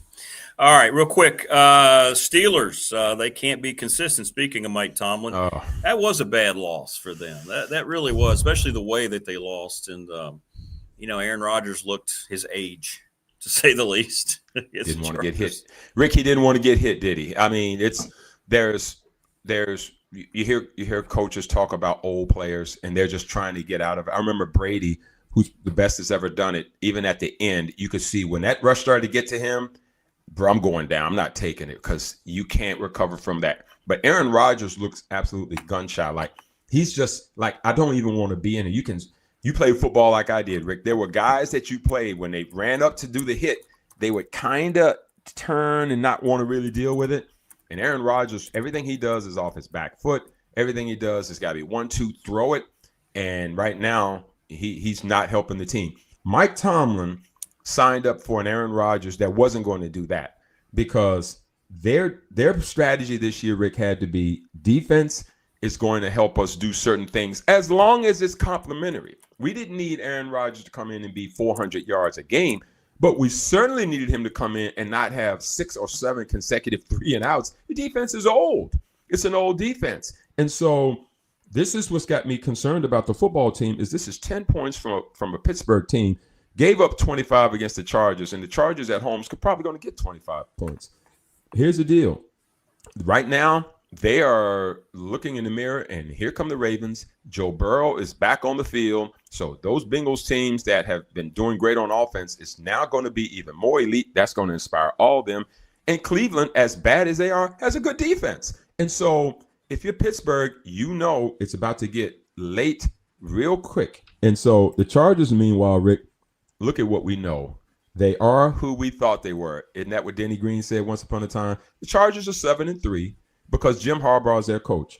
Everywhere he goes, football teams get better. Same players, the core of them, a lot like Vrabel. They are right there at 7-3. Justin Herbert, 220 yards. Harbaugh specifically wanted to go coach Justin Herbert. He's got a good defense around him. They're top in the league. Rick, like I told you last week, in the top 10, your division has 3 defenses in the top 10. So they play the Jags at 5-4 next week. Meanwhile, the Steelers will host the Bengals at 3-6, and that won't be a gimme either. All right, how are we looking on the top 4 now after the weekend? No changes. No changes, Rick. The Colts are at number 4 at 8-2. The Broncos are kept at number 3, 8-2. The team that we haven't even talked about today that might be the best team in football, those LA Rams, your Rams, are at 7-2 at number 2. And I kept the Patriots at number 1 at 8-2. Honorable mention to the Seahawks, Chargers, Lions, and the team that we didn't expect. How about the Bears at 6-3, creeping into the mix too? So there's the hot 4 after week number 10, sir. All right. Felt like I had a bad week of picks. No. You were 3-2. The only game you lost was you lost the Jags, which should have won. That was a win. And the Steelers, brother, and the Steelers. You had the Steelers. I believed in Tomlin. Yeah, you did. And I was 3-2 also. I lost the Bucs home game, and I had the Niners, and boy, that wasn't close. How about that? The Rams handled them. And I'm 1 game ahead of you, Rick, at 20-15. You're 19-16. Okay. All right. Heading into week 11, brother. So here we are. We'll get started. Panthers at Falcons, 1 o'clock on Sunday. Carolina at Atlanta. Who knows who's going to win this one? Oh, my Lord. Jeez. I know. Division game. Call it what you want. 5-5 versus 3-6. I know, man. But look at my man. I'm gonna go Atlanta because they're at home. How about that? Just because they're home. I'm with you. Same. I'm going to take Atlanta too. Ooh-wee. Yeah, because somebody's got to win it, right? Because somebody's got to win it. Wow.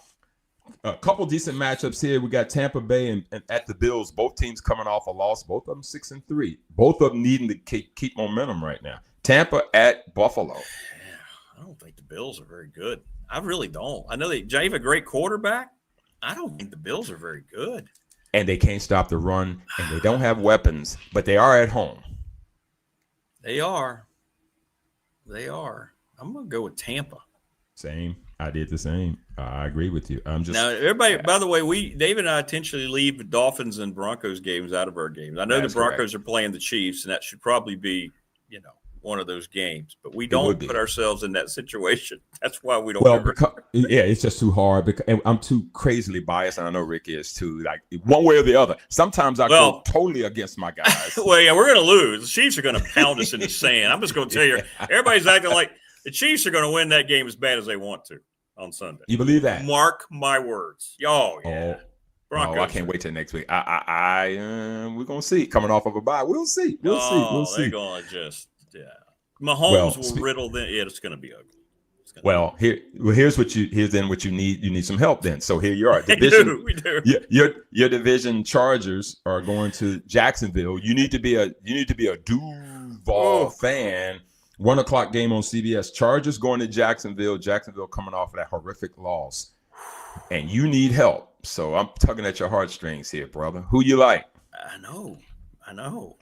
I don't know. I'm going to go with Harbaugh because he's a better coach than that maniac they have in Jacksonville. I'm going with the Chargers too. I just think that you think about your division. You can mess around, and if you guys can beat the Chiefs, Rick, you'll separate from them. I know. It's all there for them, but they don't win games like that.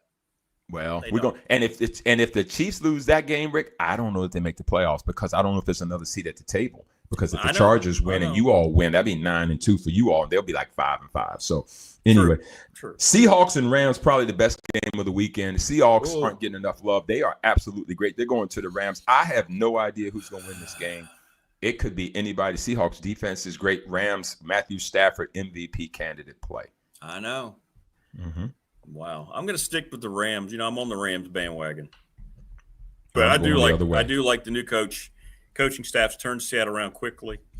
And they found their guy, man. Sam Darnold.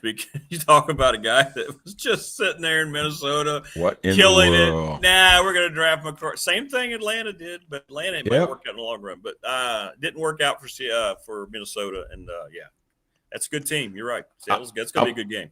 I'm going to take Seattle because their road win. They win so good on the road. I think they won like 9 or 10 straight. And doesn't bother. That LA and that stadium in LA is anybody who wants to take it. Pittsburgh absolutely took that stadium over. Now, you're right. So, but the Rams don't care where they play. They've had only 2 losses this year, and they've been competitive in both. They look like a champion with a grown-up at quarterback. Again, great quarterback, great coach. They're 7-2, and they're trending. They are trending. So that'll be a great one. That's a 4:00 game Sunday. And then the all of a sudden resurgent Detroit Lions. The Lions, with Dan Campbell now calling plays, put up a 44-piece on the woebegone Commanders. They're just so beat up right now. On Sunday, they go play Philly, who squeaked out the 10-7 win last night. That's a Sunday night game. Boy, some good games Sunday. That's Lions at Eagles. Sunday night in Philly. Here we go. I'm going to go 0 for 5 this week. I want to go Detroit. I want to go Detroit on the road.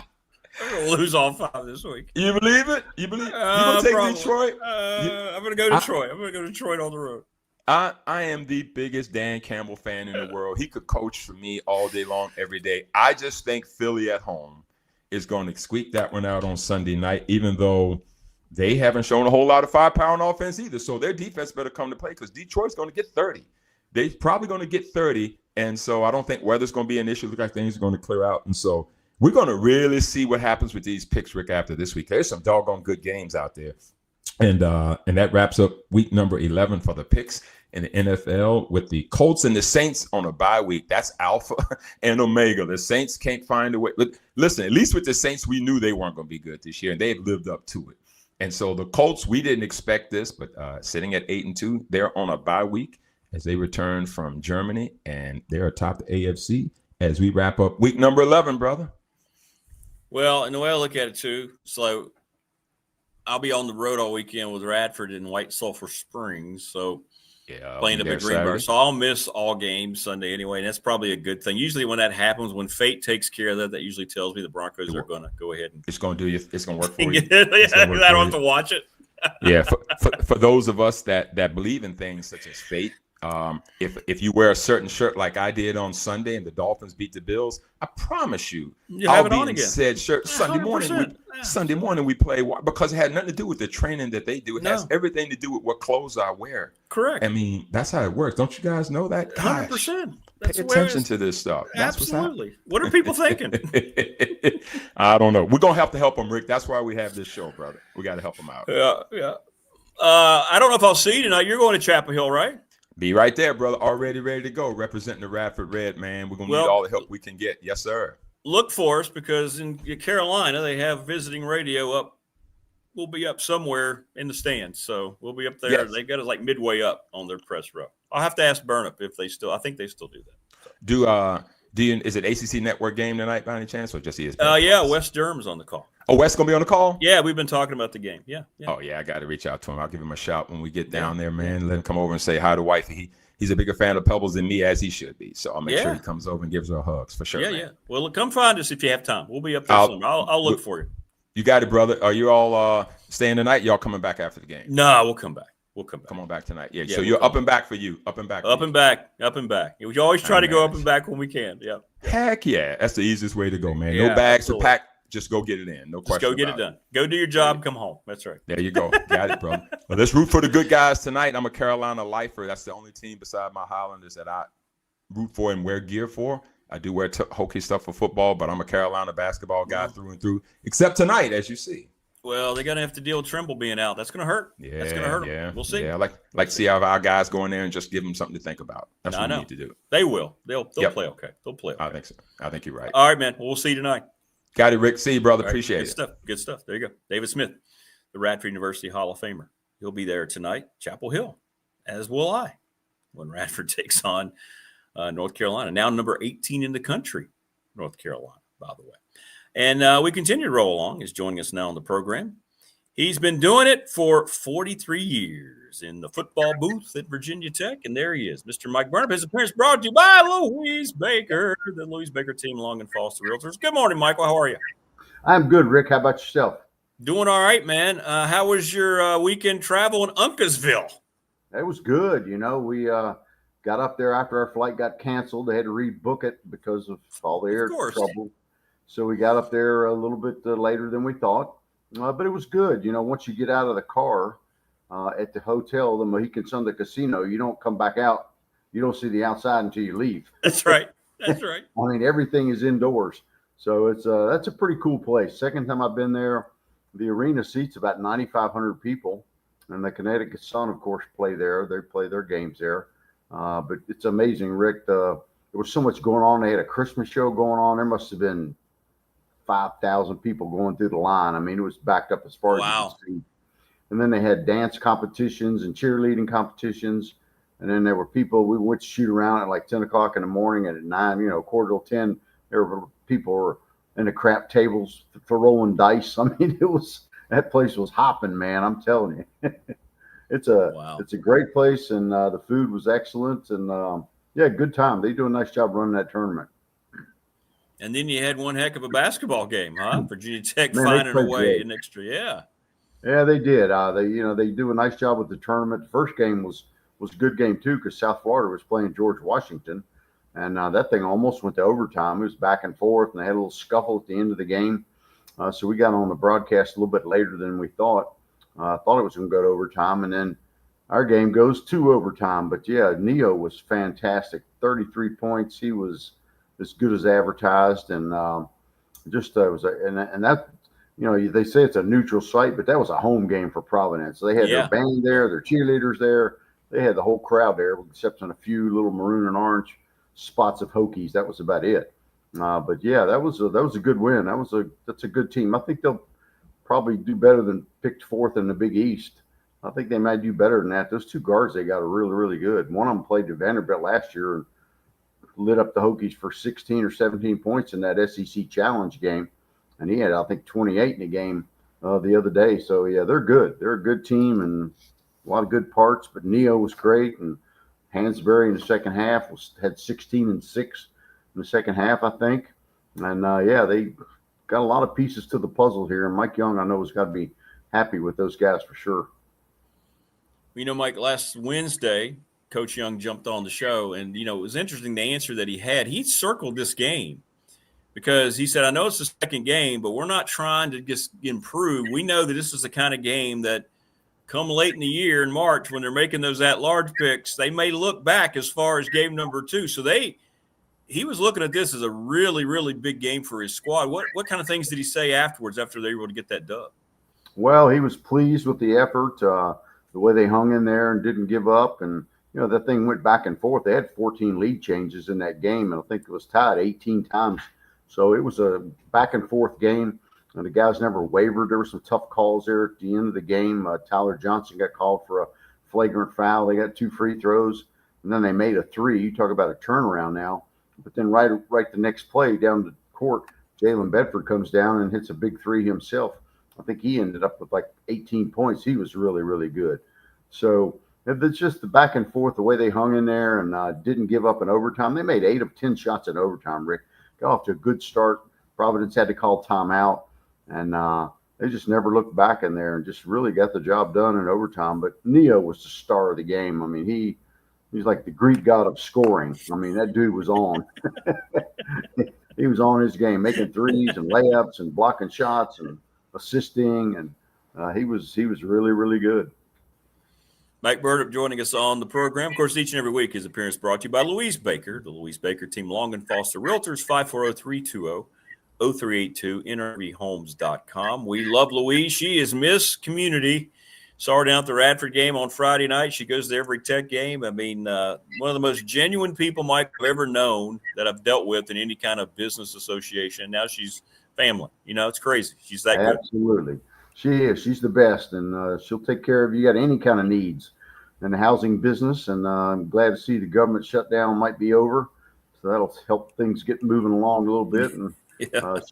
She knows everything about the whole industry, the inventory that they have, and well, you couldn't ask for a better person to be representing you. Or she's awesome. Love Louise. She's a great Hokie fan, great Islander fan.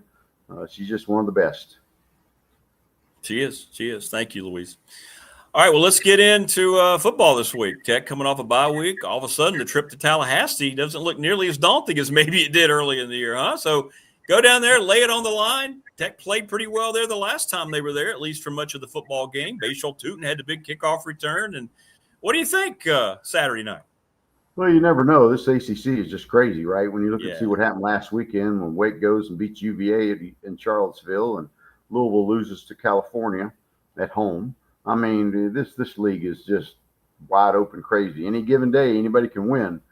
And I don't know the mindset of Florida State. You know, their coaches on the hot seat. They're 4-5. They've not played great. They lose to Clemson on the road. And, you know, Castellanos is like up and down. And, you know, I think he's the whole key to their team. And the Hokies have had pretty good success against Boston College when he was the quarterback there. So I think they got a good chance to win this game. The environment will be difficult to say the least, but you know, Castellanos, when he can run the ball and he's comfortable and can pass it, he's dangerous. But if you give him a lot of heat, like he got sacked 5 times against Clemson, if you get the heat on him, you know, he'll make a mistake or two here or there. And it's kind of funny when I think it's in the games that they have won, he's only thrown the ball about 14 times.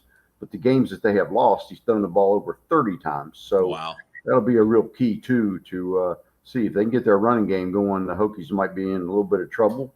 But if they make him pass, I think they got a great chance to win this game. But the key is for Virginia Tech, Drones has got to play a little bit better. You know, he's got to be able to throw the ball a little bit better. You know, he had 76 yards against Louisville. That's not enough. You got to have a better mix. They ran the ball pretty well against Louisville, better than probably anybody in the league had done thus far, 160-some yards. But, you know, 76 yards passing is not good enough. And, you know, they targeted the Greens, Aiden Green, Donovan Green, I think 7 times. They only had 1 catch between them.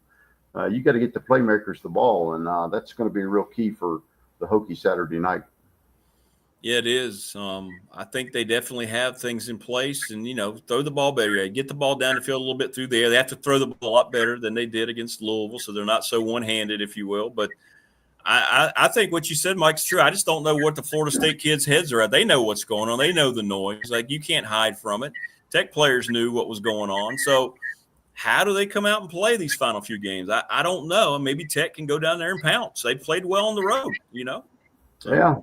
Yeah, they got those splits on the road, beat NC State and lost to Georgia Tech with some big runs that they had and couldn't stop the run late. Yeah, but yeah. They had to lead there for a while there, and it was they could certainly win this game. They just got to play well in all three phases. And the other thing on special teams, you got to get that shored up. Their punt coverage team has been just dreadful. I mean, they had the big return against South Carolina, and then the other day, Lacey, had 3 returns for over 100 yards. Had a big one down to like the 5-yard line. You got to shore up your punt coverage team. Nick's done a great job punting, but you can't outkick your coverage and leave a big lane open and then give yourself a big return, because then you're back against the wall. And that was the thing about, against Louisville, the field position in that game favored Louisville heavily, especially in the second half when the Hokies couldn't get anything going after having the lead in the first half. So, I think they can certainly win this game. They got the mindset to do it. It's a 3-game push, as he said, and I think, when you look at the way the Hokies came out after the open date, after the first open date, they played pretty well.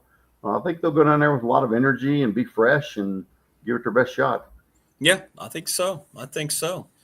And you mentioned the league. I mean, it wasn't a great weekend in terms of like trying to make a national impression, and then Connecticut beating Duke. And I don't know who the best team is, Mike. UVA, they've been playing so well. And then they've been barely winning games. It finally ran out. Wait gets blown out by Florida State. They go to Charlottesville. I mean, Georgia Tech loses the week. You're right. I don't know who the best team is in the league. I really don't. I don't either. Kind of scary to think, but yeah, UVA had been living, by the skin, right? I mean, they had 3 overtime games and they got a safety to win another one, and then they lose their quarterback, and Wake Forest gets a big punt return before the half and changed the complexion of the game a little bit, I think, and they end up losing that game in front of a big crowd. So, and they got Duke next, and Duke's, they're going to come out with their hair on fire after losing that game, although it was a non-conference game. But yeah, it's still, they get beat. But suppose Duke goes in there and ends up in the championship game and wins it, and they're not ranked. You don't get an automatic bid. I mean, can you imagine that for the ACC? I mean, that would be pretty incredible. And Pitt's playing extremely well. There's another team that nobody really talks about. Pat Nardue, he does a great job. I mean, we don't talk about him enough, but that team's been very consistent at least. So maybe they end up being the team. Who knows? Well, that game this weekend will be huge, right? When they play up there, and it's going to be cold, obviously, and that should be fun to watch. And, he's got a great shot at it. That new quarterback, when he you got to give him credit. He had the will, whatever you want to call it. He pulled his quarterback and put that freshman in, and the kids played great. And they've been on a roll. So, don't count Pitt out for sure. No. They got a good chance. I kind of liked his answer yesterday, too. They were saying, is this a must-win? And he goes, it's a conference game, is it?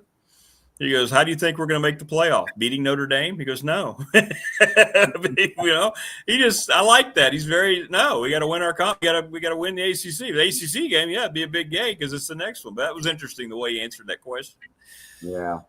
He'll have them ready to go, that's for sure. And that'll be probably Notre Dame's toughest game left, to say the least. And then I think Pitt's still got to play Miami, right? I think they still have them. Yeah. So that'll be interesting for Miami going up there in that cold. It's happened before where Pitt kind of knocked them out a couple of years back. So, it's going to be fun to watch these last couple of weeks. And Miami will be interesting to watch how they finish after Beck kind of threw everybody under the bus but himself, his coaches, his team. I'm telling you, man, there's things that happen like that when you're the highest paid player on that team, maybe in the league, heck, maybe even college football, and you're coming out and you're saying that and not taking any accountability.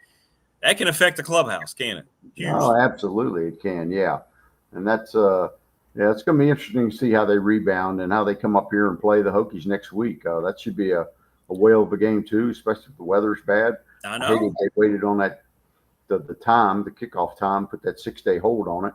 But a lot of people like me with YouTube TV, hadn't been able to watch any ESPN. That's right. That's right. Me too. Me too.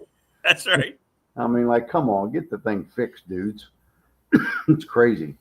Yeah, $1 trillion Google battling multi-billion-dollar Disney over, whatever it might be. It's bizarre. It's bizarre. Yeah. But when are you traveling for hoops? Yeah, I know. When are you traveling for hoops again? What you got basketball-wise coming up? We got tomorrow night. We got St. Joseph's, the Hawks.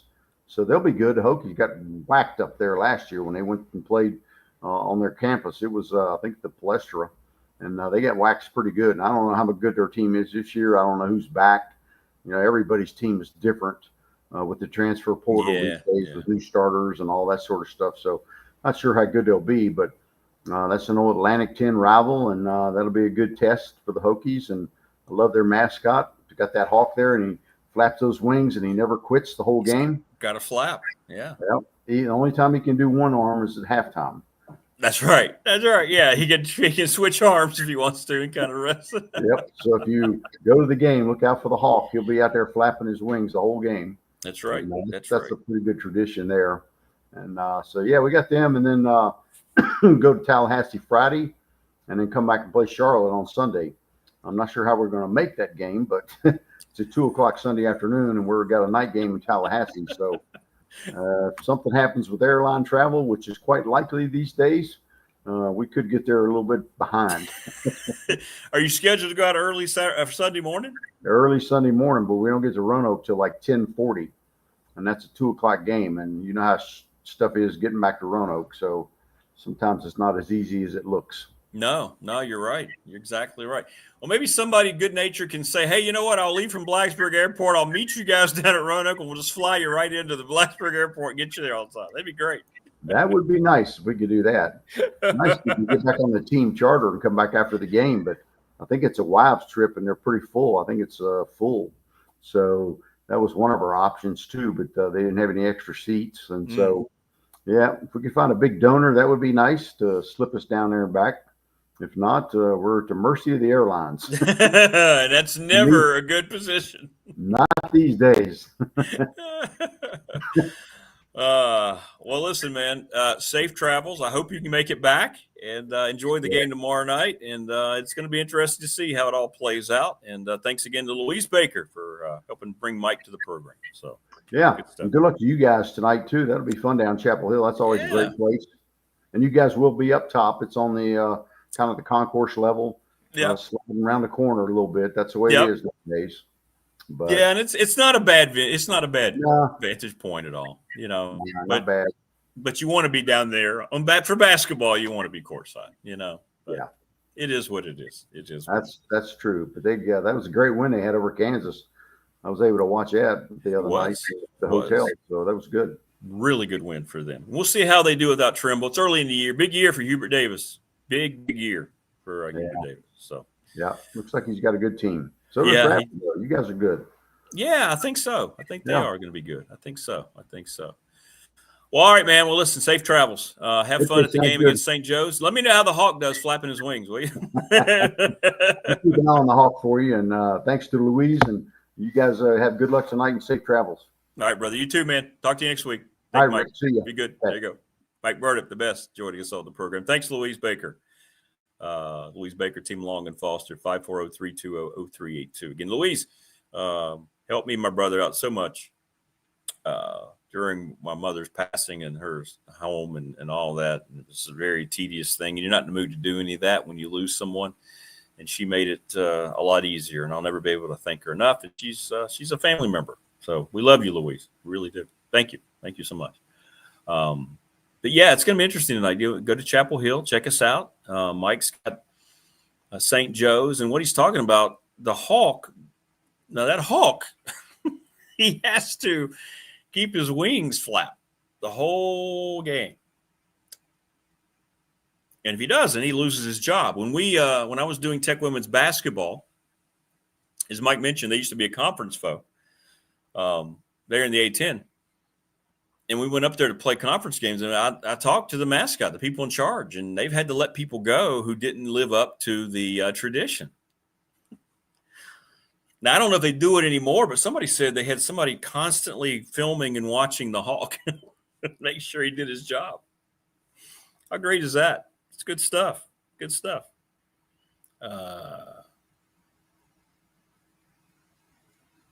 It's cool. It's very, very cool. But in any event, Tech at home revenge game against St. Joe's. I think Tech's going to have a really good year. It feels like Nito is going to get better. Mike Young, he's always great, but the way he seemed like he had a different focus about this team, So to me, that seemed very, very good. So I think they're going to have a really good season long term. Tech basketball. Feels like it. Oh, yeah. Hang on for a second, because no, Rodney. Rodney, I'm going to ignore you. We're not going to say go Heels today with the Highlanders going there.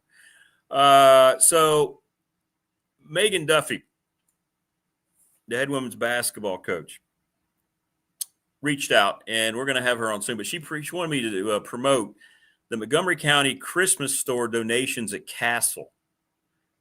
So that's happening this weekend. So on Saturday and Sunday, they will be collecting new toys to donate to the Montgomery County Christmas store.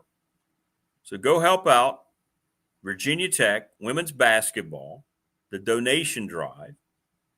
Women's basketball plays Coastal Carolina, and the men, as Mike mentioned, plays Charlotte. And that will be on, let's see here, make sure I get the dates right. That will be on November 16th, 15th, and 16th, okay? So November 15th and 16th, go help out Coach Duffy and the Tech women's basketball team. So we appreciate them reaching out to us. They watch the program. Good morning, Coach. And we'll have you on soon. But go help them out and help unfortunate kids who do not have the means. And that's always a great vibe, man, when you can provide toys on Saturday and Sunday. So that's great. Great. So go help them out. Go help them out. And we appreciate them reaching out. So good luck with the drive. Maybe we can get Coach on the next week after the drive and see how it went. That'd be great. That's this weekend. To go help out underprivileged children, because that's what the whole thing is about. It is. Especially when you get older and you don't need any more stuff. You may want more stuff, but you don't need any more stuff. And it's supposed to be about, we're supposed to be here to help each other. That's what the world is supposed to be. Which is why we today have been honoring and will continue to honor the most important group of Americans that we have as we say Happy Veterans Day to all those who have served and continue to serve. Thank you so much. Without you, who knows? Well, I know it wouldn't be good. May not even have a United States without you. So if you know a veteran, reach out to them. If you see one, a lot of times they'll wear something from their uniform on Veterans Day, and just thank them. They deserve it first and foremost, and they will appreciate it. And as Marva so eloquently said, there's been a lot of times that our veterans have been mistreated for whatever idiotic reasoning behind that. It's happened. So, BDS t-shirts, they're great. We've been showing them off because Top Shelf Apparel, Brandon did a great job. There's the back. Now they smell good too. They got that new t-shirt smell.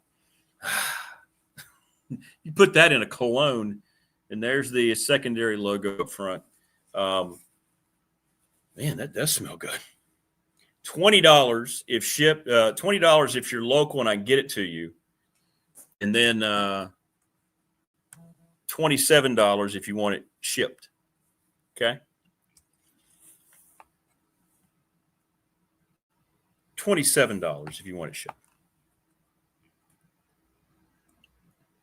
But we honor those folks today. The Ready, Set, Fun. Reach out to Bob Christ if you want to raise money for your high school team, whatever it might be. ReadySetFund.com. Look them up. Check it out. They've got your text message programming ready to go, man, and it works. It works. Travis Williams, Professional Door Incorporated, residential commercial garage doors, family owned and operated, 38 years in business, and now they need employees. You can call them up. You can make an appointment. He says, you know what? Walk-ins are fine. He's in the office. He wants to train you.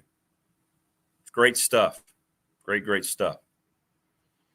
No, it's not $30 for a signed shirt, Paul. I don't think anybody's ever going to want my signature on a shirt, but no, if you do, I'll sign it. But I don't think anybody's going to request that. National Bank member FDIC, the exclusive banking partner of BDST here on YouTube. Thanks to Larry Ramsey. I've been with him for 35 years. They are the best, the absolute best. Go get your next vehicle at Harvey's GM in Radford. Go see Brad Harvey and get your car serviced there. They have a great service department. Neil and Michelle are unbelievable. NRB Super Bowl. They've been serving the community for over 25 years, 382-5525. Lawson's Mobile Home Supply, located at 300 North Franklin Street in Christiansburg. Give them a call, 540-381-8011. They have manufactured home parts for your windows, doors, you name it. They're great. They're great. So go by and see them. Thanks to the Montgomery County Chamber of Commerce for all of their support. It's great to be part of that. Montgomery County Chiropractic, Mark Hunley. If you need your back cracked, whatever you might need, go see them. Signed shirt by Selma. Yeah, that might cost a little more. Yeah, I'll work on that. Hey, Carrie. Good to see you again in here. But go see Mark, and I talked to him yesterday. And we're going to do that, by the way. We're going to do the whole filming of me over there, listening to my background.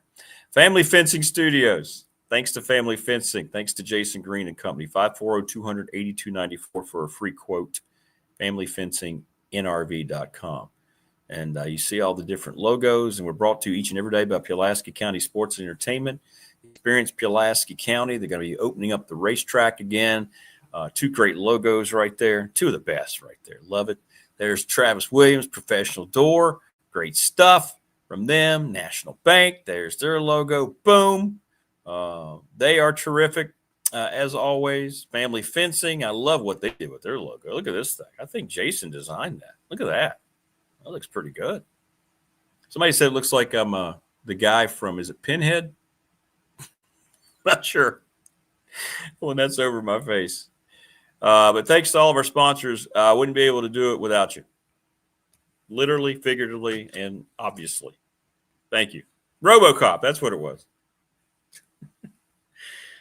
Thank you, Rodney. Safe travel to Blue Heaven. Well, tonight, it's going to be red and navy blue heaven. Highlanders are, let's see here. It just came out. Oh, I got to use that.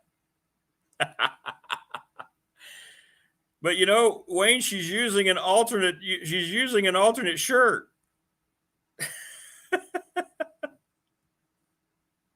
That'll be on tomorrow's show, Wayne, if I can figure it out. That's great. He sent me a picture of Wayne. Of Selma. Wayne sent me a picture of Selma wearing a BDST shirt. Good stuff. I saw that. 21-point underdogs for the Highlanders tonight. 21-point dogs. We're going to cover that. That's happening. And thanks again to Louise Baker for sponsoring Mike Burnop. Tomorrow, I'll be weary. I'll be road weary, but I'll be here tomorrow. Keon Brown will join us. I'm hoping to get Teal. He was traveling last week and couldn't join us. Damian Sordelet, and we'll see what else happens on Wednesday. I just got to get back in town first and foremost. Late night. Check us out, Radford Sports Radio Network. You can watch it as well. West Durham, who's always good, will have it on the ACC Network. Radford and North Carolina tonight. All right. Enjoy the rest of your day. We got women's hoops at Radford at 11, by the way. Stop on by the Dedmond Center. We got the Education Day game. It's going to be a lot of kids in there screaming their heads off. We'll see you tomorrow, everybody. God willing, we get back safely, and we'll talk to you on the Hump Day edition. Thank you again. Happy Veterans Day to all of you. Sincerely, we're thinking about you all the time, not just today, but especially today. You deserve the honor all across this country. We will see you on Wednesday.